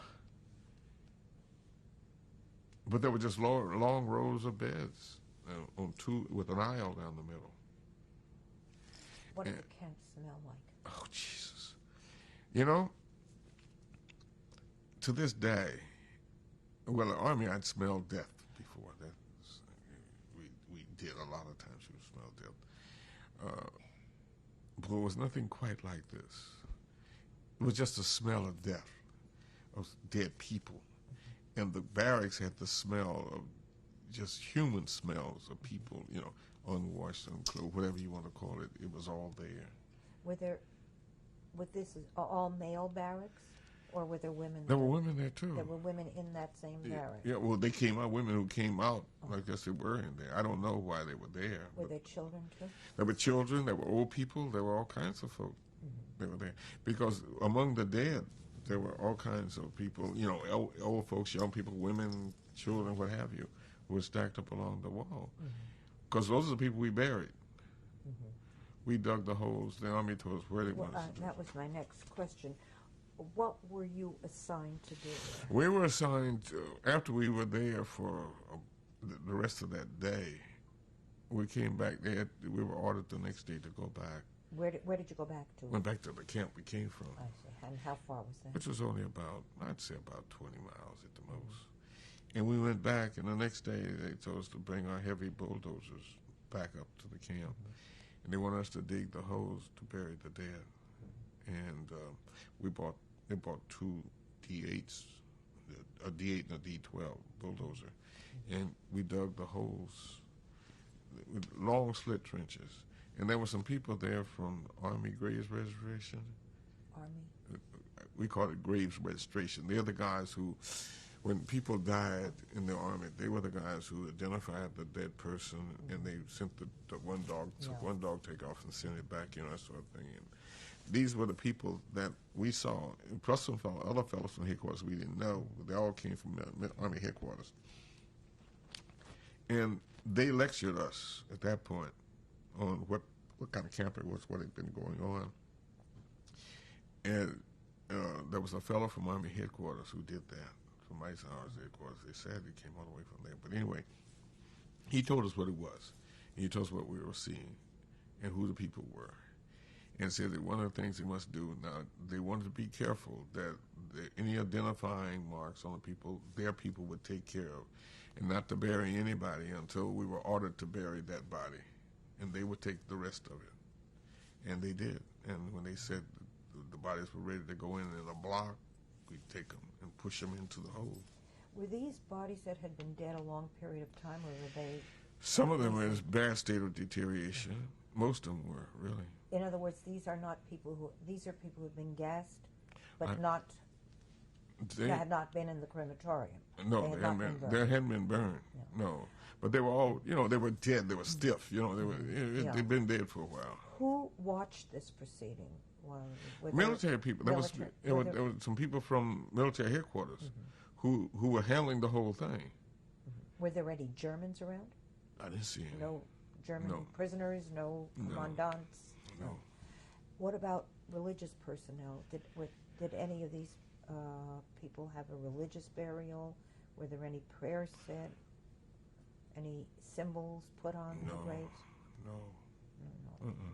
We just we dug this long, if we did, we didn't know anything about it. We dug these long trenches, and we pushed the bodies into the trenches, and covered them over. Approximately how many bodies were buried then? I would say it must have been hundreds, several hundred, at least. Was your unit the only one that was doing that, or were there other people doing the same thing? Where we were the only ones doing it. Now, it's a big camp. I don't know what was going on the other side, but I know that where we were the only ones assigned to do that job. And what about those people who were still alive? What happened? They were gone. The next day they were taking them out, still putting them on trucks and taking them. The Army, at that point, the Army's in control of the whole thing. And from headquarters, it's no longer us. It's headquarters who's come down. They came down with the vehicles. They came down with the doctors. They came down with nurses. They brought a whole cadre of medical people with them. And they were caring for the people who were in the camp at that point. And as far as I know, they were doing good. They were feeding them. I do remember they were feeding them something like a soup. It was a little heavier, and they had brought the containers for people to eat with and all that sort of thing. So they fed them because they told us not to feed them because we were carrying field rations, and they said that the field rations would make them sick. And we certainly didn't want anybody to be sick. I did have water, and I had my canteen, and they said I could give them a little water, but be careful, don't let them drink too much. Other than the rabbi that originally spoke with you, Yeah. was there anyone else you spoke to? Did you befriend anybody? All right, so, you know, now, the person who sent me the menorah, who's dead now, evidently I talked to them. I talked to several people after I talked to the rabbi, because now I know who they are. I don't remember who they were.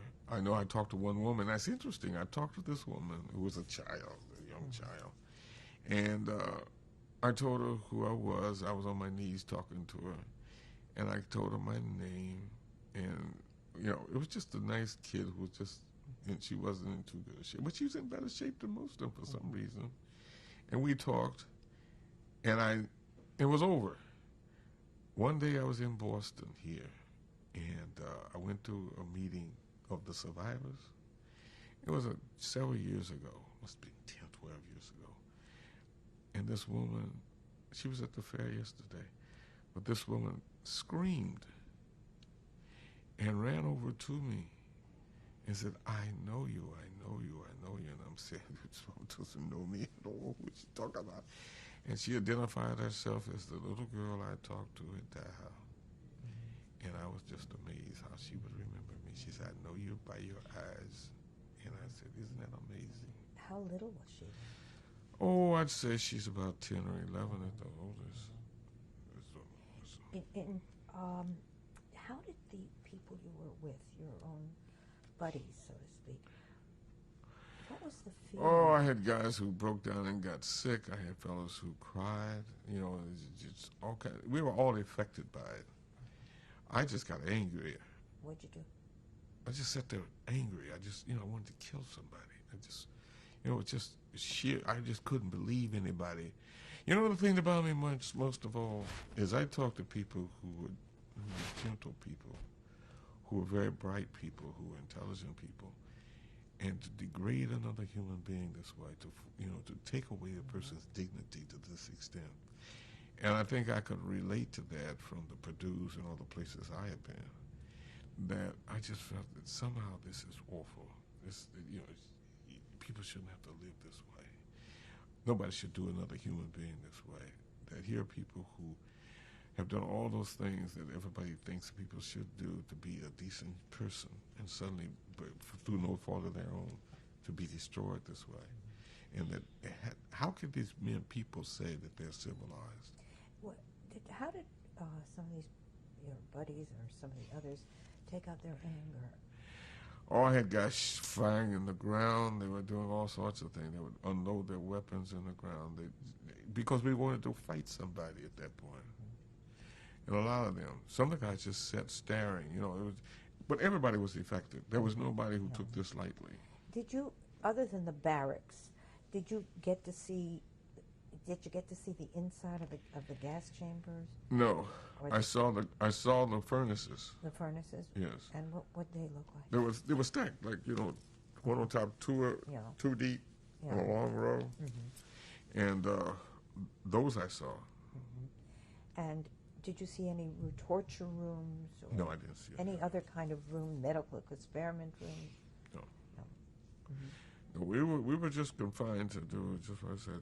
You know, we weren't moving any further than we were because we were on the officer's direction, and those people came out, so we had our hands full just dealing with the crowd, the number of people, and once we knew what they were, just trying to help them as much as we could. You helped the living get onto the trucks, and we bought stretchers for those who couldn't move. They bought stretchers. We helped them to bring the people out get people on stretchers, and all the other things we were doing. So we were very busy, and we didn't really care about the camp at all. You know, that's why we kept saying, "Well, blow it up," and the officer said we couldn't blow it up.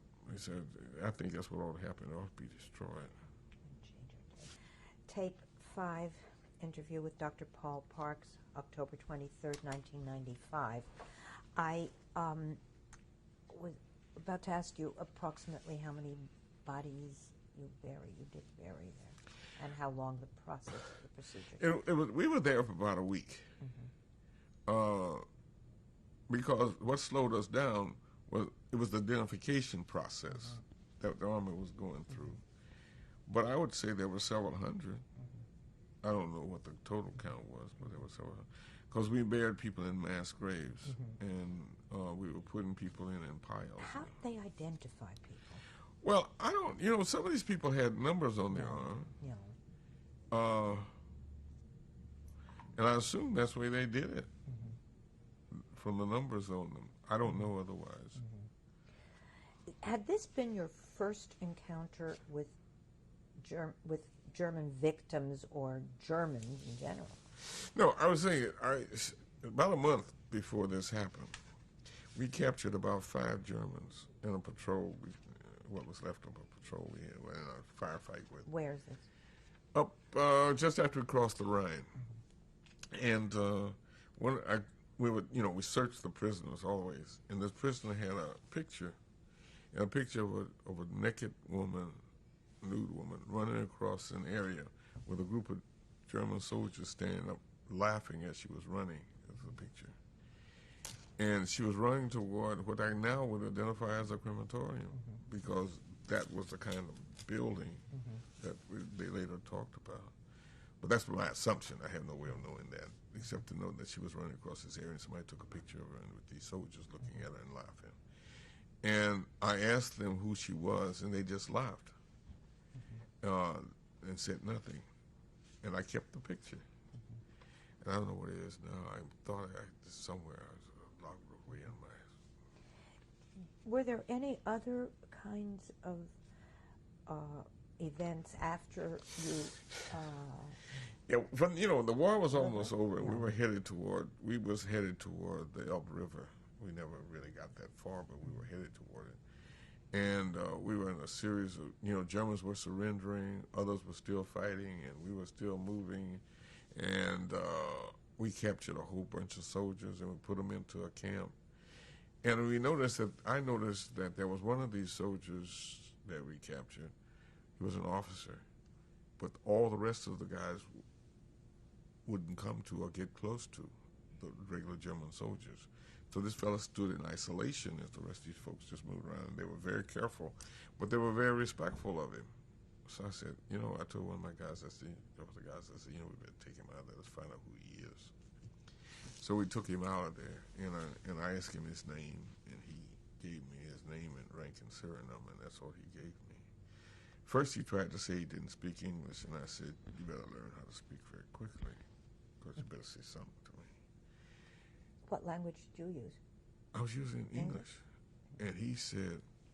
Did you have an interpreter with you as well? No, we never had interpreters. Because we're in the field, they're not coming out there, because people are dying, as the guy once said to me. But anyway, so finally, I was asking, he gave me his name, rank, and serial number. When I asked him the question, he gave it back. I said, you know how to speak English. And he spit in my face. And I killed him. And the guy said, what are we going to tell him? I said, just tell him he tried to break loose, and I shot him. He tried to escape. Where was this? God, it was east of about, it must have been about a half a day's ride east of Munich when that happened. And when?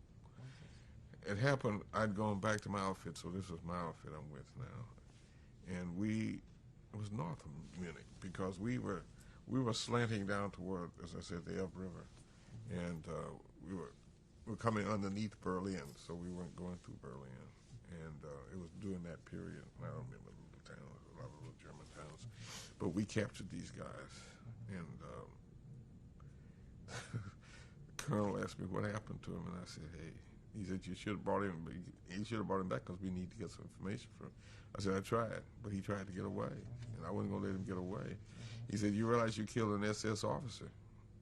I said, so what else is new? But anyway, so it wasn't long after that the war ended. What were you assigned to after you left Dachau? Well, After you... when the war ended... The war ended right after you left? It wasn't long after that. Most of a few weeks, and it was over. And what kind of work were you They gave us the job of, we were on a roadblock coming out of Berlin, and there was, I had my platoon was covering this roadblock. It was a 24-hour roadblock, so we got guys on and off, and 6 hours on and 2 hours off. 2 hours on and 6 hours off. Anyway, so they gave us a whole group of descriptions of German war criminals, and that we were to look for. They gave us all kinds of tattoos and all kinds of things they knew about these people, and that we were trying to find them. And so we were to strip search everybody we saw. And I said, women, and he said, anybody, you strip search. And just to be sure there's no contraband, no war contraband. And that if you find anything, you log it, you put it down, you describe it, you put it in these boxes and send it back to us. And that's what we did for about 4 weeks, 5 weeks. Were there a lot of people? An awful lot of people, yes.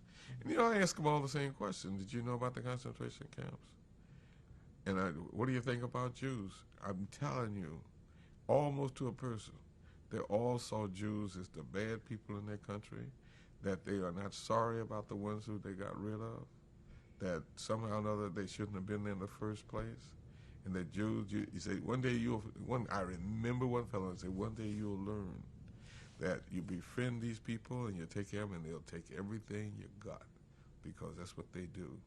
And he says, they will take all your resources, and the next thing you know, they will be in charge of everything, and you won't have anything. And I had to lecture from.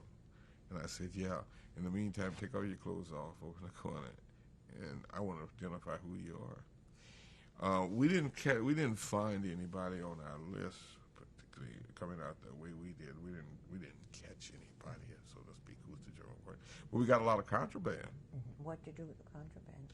Put it in the boxes. And They said contraband was jewelry and all kinds of stuff. So we just put it in boxes and labeled it, and the Army came and got it. We sent it back. They took it back. In doing this roadblock, were you alone, or were there more than one of?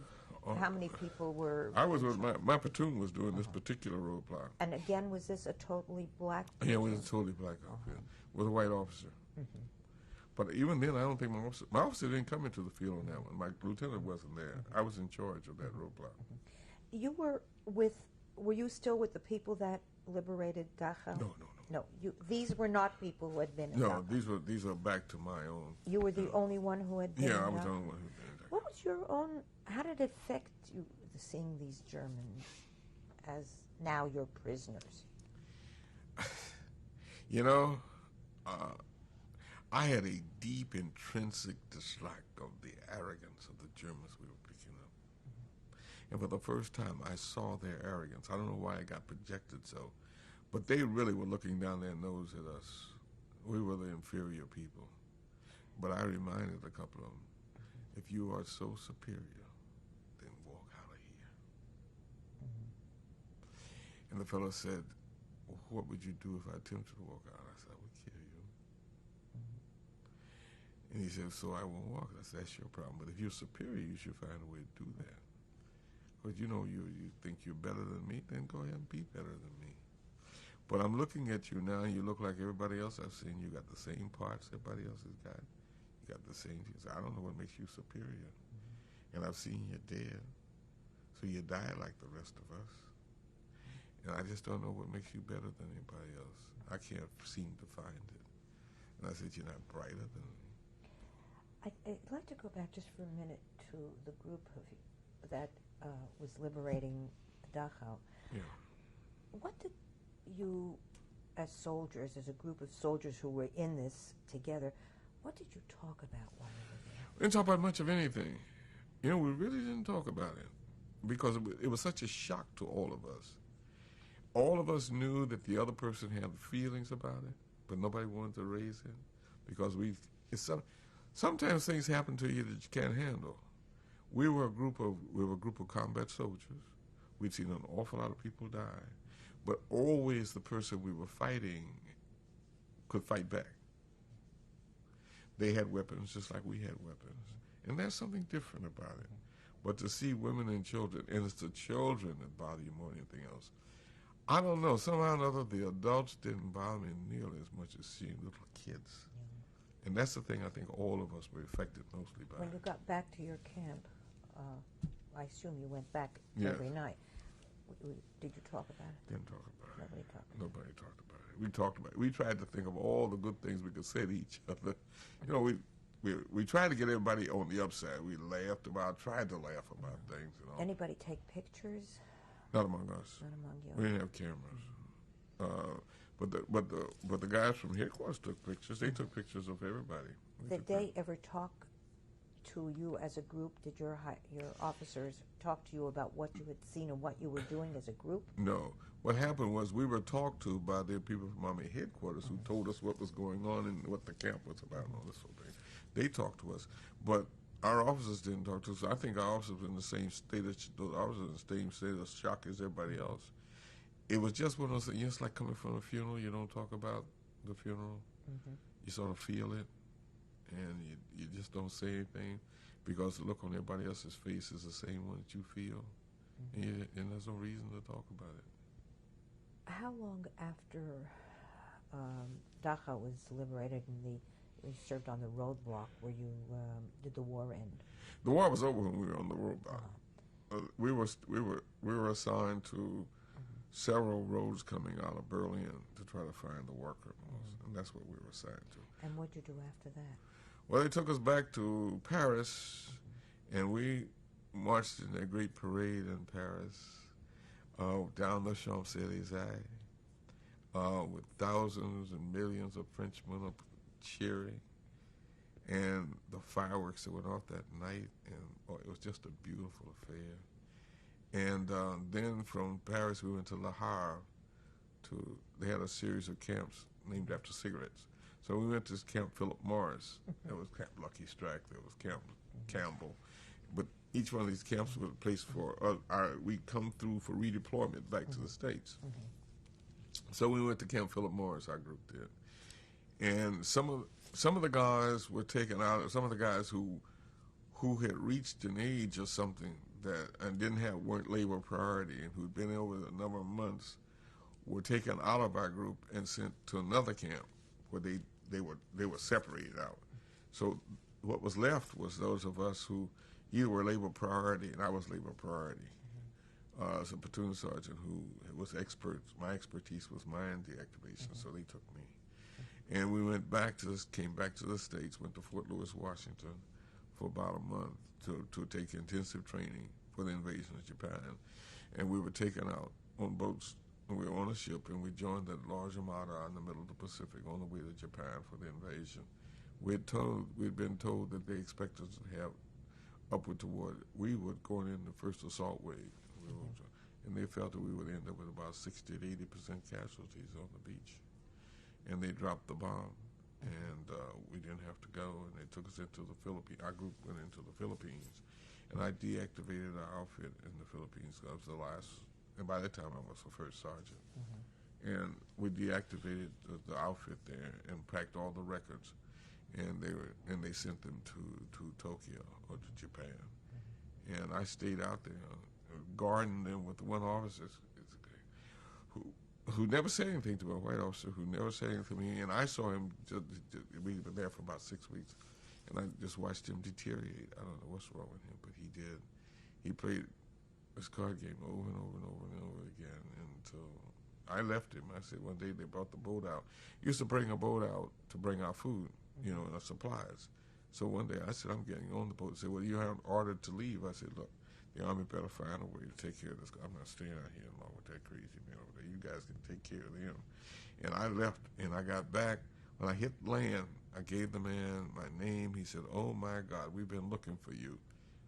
And they rushed me off in a Jeep to Army headquarters, the military headquarters on Leyte. And the guy said, the President of the United States has said the minute we find you, to send you immediately back to the United States. Why was that? My mother had gotten to the senator and told him, I want my son home. Because he said he's been in Europe, he's been out, now he's out in the Pacific, this is unfair, he's not supposed to be there. He said anybody who served in Europe wouldn't have to go to the Pacific, and there he is, I want him home.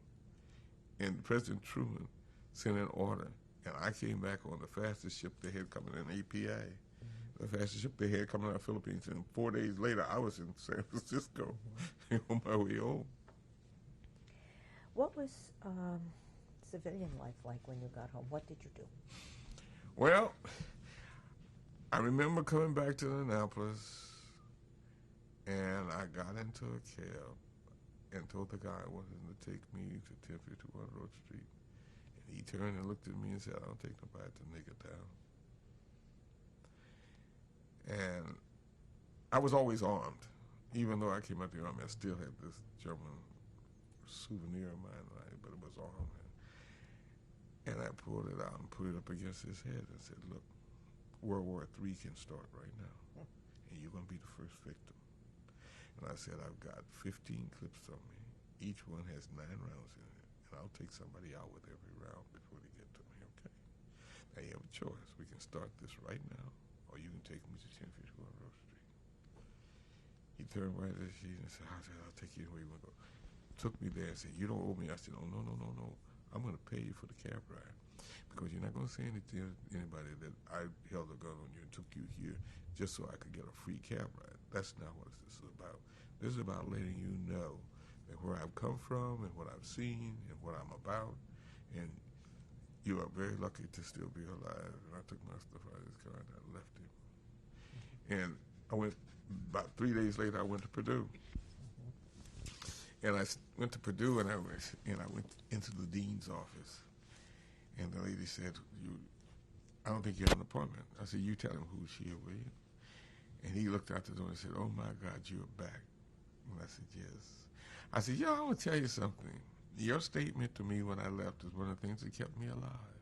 Because minutes at a time, I was in terrible shape and in impossible situations, and I'd always remember that I told you I'd be back, and I'm back. And I'm coming back to the school here." He said, "Why don't you go someplace else?" I said, "Because I want to finish this school, this institution, because I have a right to. I'm a citizen of this state. I have a right to go here. I have a right to finish here." And he looked at me and he said, "Well, you don't have to finish. Who knows whether you will or not?" I said, "That's my choice." You did finish there. Yes, I did. Did you get a doctorate in engineering? Yes, I did, but I got that from Northeastern. Uh-huh. Yes. You said that he was one of the reasons that kept you alive. Were there other reasons? Yes, I think it was, because, one of the things, I remember I was sitting on the roadside somewhere up in Germany, and I was heating my sea rations over a can of Sterno. And this guy, I'm filthy and dirty. This guy comes up in a Jeep, and he's clean. He says, he's from Yank Magazine. He said, "We want to take a picture of you." And I said, "Well, you want to take a picture of me?" He said, "It's just a great picture. You sitting at the roadside here with your weapon and all." So they took a picture of me, and he said, "So let me ask you something." He says, How do you as a black soldier reconcile the fact and live with the fact that you're discriminated against, you're segregated against, you're treated badly, and yet you fight, and yet you have a long record here of fighting, because it's the only way you'd be here?" And he says, "What's it all about?" And I said, "The only way I can explain this is that I guess I'm fighting for the right to fight when I get back home." Is that one of the things that kept you going too? I think so. In fact, I'm sure it was. Yeah. It was. I just kept saying, we got to end this crazy thing. And that's the reason why, since the war, I've been involved with Dr. King. I think I've been in a jail in every state in the South. So I've been constantly fighting for people's rights. How much did your liberation of Dachau impact on your activities when you came back and your involvement of being in every jail in the South? I think I can explain this, but Dr. King and I sat up one night, and he asked me the question, "Why are you here, Paul?" He said, "You're here, you're going with us to all these crazy places, people throwing you in jail. Why?" And I said, "Dr. King, I saw a camp once where millions of people have been through and died. And I said, you know something? I know what the end of bigotry looks like.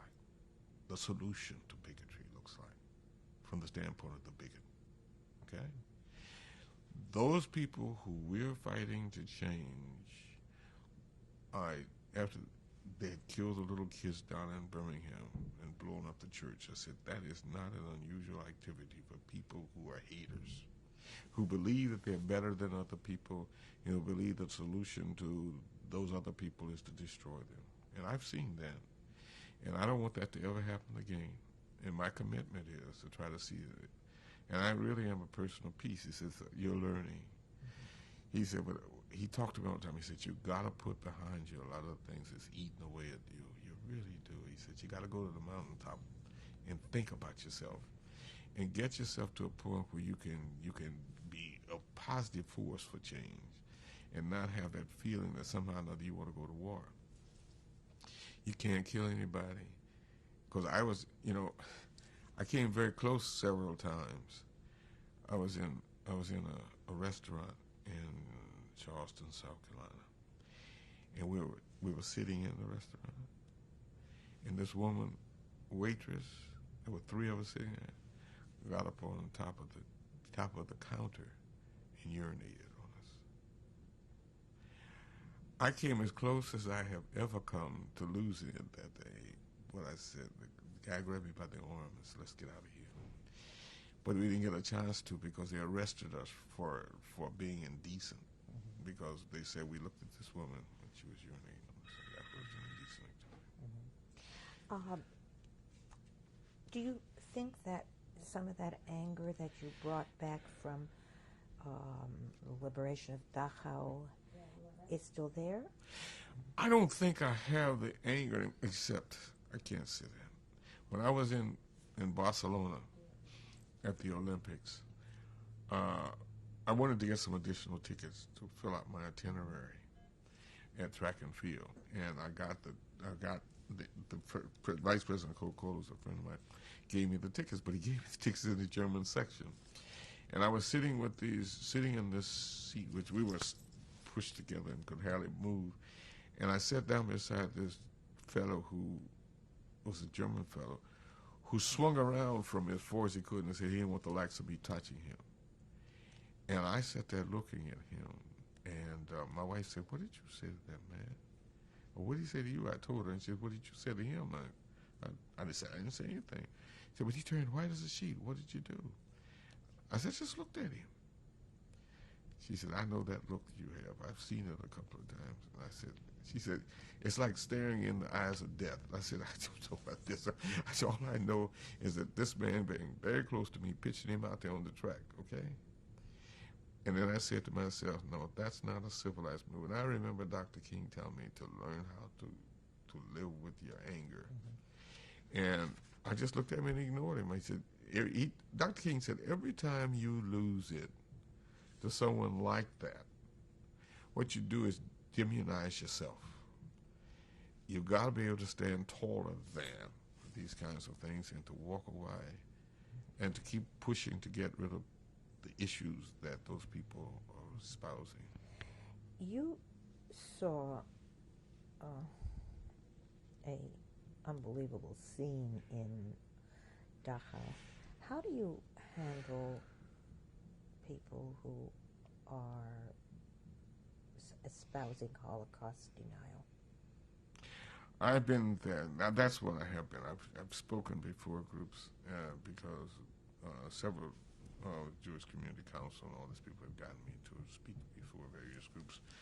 And I've spoken before a group of people who said that they didn't believe it. It was all funny. And I said, look, let me tell you something. Say it's your mind. I don't have a picture except in my own mind, but I was there, and I saw it. They said, are you sure you were just dreaming? I said, no, I was there. And I'm going to tell you something, and I'm going to tell all of you something. If you don't understand this, if you don't listen to what people are saying, we are doomed to repeat it again. And it makes no sense. It was a group out at the Charlestown Army Veterans Home. And I said, most of you guys in this room know exactly what the war was like. You weren't there at Dachau or at any of the camps, so you tell me. But I'm going to tell you something. Why did we fight the war in the first place? And who were we fighting? And what was that about? And think about it. It's a very short step between what you saw in the field and what happened at Dachau. Okay? Because I told him once again, we know you saw the little kids blown up in England. You saw all of that. And that's because of the fact that one man and his followers believed that they were better than everybody else in the world. And you heard them talk about that they were Aryans. I don't know what an Aryan is, but I heard Germans talk about the fact that they were important, they were somebody, but one human being can't be any better than another. Have you ever gone back to Germany? I will never go back to Germany. I have never been back to Germany. I've been in Europe many, many times, but I've never gone back to Germany, and I don't ever intend to. People at the German embassy one day, I was out picketing the German embassy about the end of the limitations, and they asked me to come inside. And the thing that he got to me, because when we got inside, he says, "Welcome to the land of Germany." When I'm in the embassy, and I'm saying, no. No. He says, "What is the problem?" And I told him, he said, "Well, I was a little baby then, so I had nothing to do with it." I said, "It had nothing to do with that." I said, "Well, I don't buy anything made in Germany if I know it. And I don't go to Germany, okay?" And I'm saying, and that's my own private war. Because I said when I saw Dachau that I thought that the Germans should not be allowed back into the civilized world with the rest of human beings for 1,000 years. Tape 6, interview with Dr. Paul Parks, October 23rd, 1995. Did you have any connection or knowledge of the Haganah or the Israeli, at that time it wasn't Israel, but the Bricha or Haganah helping in these situations?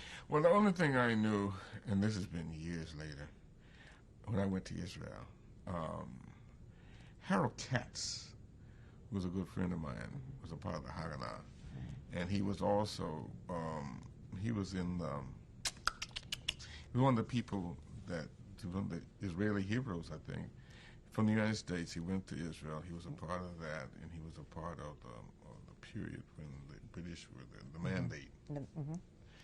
And he was fighting against the mandate. So he was the only person I knew, and he used to talk as a good friend of mine, but that's been lately. What I did meet when I was there in Israel, the first time I was there, I met a Israeli judge named Azulai, who was in the court at Haifa. It was a 3-judge court at Haifa. We became very close friends. And he was there he was a judge during the mandate. And he was explaining to me what many of the things he had been through. I think he and I had this long debate because I sat in on one of his trials. There was an elderly Arab fellow who had killed his wife. His wife was about 17, and he must have been 74. And he said he found her with another man. And then when he found her with the other man, he had a right to kill her, and he did. Under Israeli law, it was said he's guilty of murder. So Azulai and I said one night talk. I said, I think it's important that somehow or another we understand other people's culture to the point where sometimes that tempers the justice that we give people. Because here's this old man, 74 years old, who's always lived in a world where that was perfectly legitimate to do. And suddenly he's running into Western culture. And Israel is a Western nation in the Middle East. And it's Western by design, it's Western by desire, it's Western, okay? And again, since that's the case, there's no way, how can you severely discipline this man for an act which was a part of his culture? And we talked about it. And interesting enough, next day, about 3 or 4 days later, he was sentencing this man. And he gave him 3 months plus a period of some labor. And let him go. And I said, because he never survived. We just talked. And he said, are you satisfied? I said, yes, I guess I am satisfied I can go. Because under your rules, you couldn't let him go. But you did understand what he was going Yeah. through. But you did not have any contact at all with Haganah or any of that sort? No. I'm also, you have children. 3. 3 children. Yeah. Have you ever talked to them about your experiences, particularly the liberation of Dachau? I hadn't for a long time. It's been just in the last 5 or 6 years that I did sit and talk to them about it. I didn't tell anybody about it. And it was because of several people who were friends of mine, who Ari Soloway and some other people in the Jewish community said, I must come out and talk about it. It's been a little longer than about 10 years now. He said, you got to talk about it. Who was this? Ari Soloway. He said, you got to talk about it, and you got to tell people what happened. And then there was another fellow who was head of the Jewish Community Council who also said, you got to tell us, Paul. There are people out here who saying it didn't happen. You and I are witness to it happening, and I think you got to sit up and say something about it and tell people what happened. And so they got me engagements to talk to groups of people, and I've been doing it ever since. In what way have you been, other than talking, whom have you been talking to? And Interesting enough, I guess I've talked to more synagogue congregations than anybody else. However, I've talked to the veterans group, as I told you, in Charlestown. Oh yes, I spoke in the program that they have in the high schools. What do they call it? It's a program. Yes, that's the word. So I've been on the speaking panel for that. And it's interesting enough also, every year I speak once a year, I go up to Bentley College in their program. And they have a program on World War II, and I go up and I talk there. So I do that every year, and I've done that every year for the last 12 years, maybe. are there other ways that this incident has impacted upon your life? Only thing I can say, it sensitized me about people, and I don't know of any group of people that I have a dislike for. I don't know of any group of people that I don't care for. In fact, I'm writing an article now, which is going into the papers about Farrakhan. And I know the impact of Farrakhan. I was at the Million Men's March. And what I'm really saying is, let's talk about why Farrakhan is the way he is. And let's talk about why I am the way I am. And compare these two experiences, in a sense. One is that Farrakhan came out of, he grew up in Lower Roxbury, in a building owned by one of the most sleazy, awful slum landlords that I've ever known, a fellow named Morris Garden. Morris Garden was his landlord, okay? Now, the reason why I know this story is because Farrakhan's mother is a very close personal friend of my mother-in-law. My mother-in-law and her family grew up in the same tenement. When I came here, I moved into one of Morris Garden's apartments in Roxbury, building in Roxbury. The man is one of the worst sleazes I've ever met. He really is. He just the pits. You just don't meet anybody worse than the Morris Garden. And unfortunately, he was a Jew. For instance, in my house, I had my children. And this man had a woman he was keeping up on the 3rd floor, a black woman, that he was coming and spending 2 or 3 days with. Okay? I mean, all those kind of things I find reprehensible about this man. But then I say in this article also that my experience was a lot different. Then I talk about my relationship and our family relationship with Gabe Siegel. And it says that you can't draw a conclusion about a whole race of people because of one person who is absolutely dissident and outrageous. That everybody brings along somebody outrageous. But the thing that Farrakhan has to try to get over is his feeling about Morris Garden. Because that was the only Jew he knew. And you see, something about that. Only Jew I knew was Gabe Siegel. And for years I saw 3 races. Until just recently I saw 3 races. Black, white, and Jews.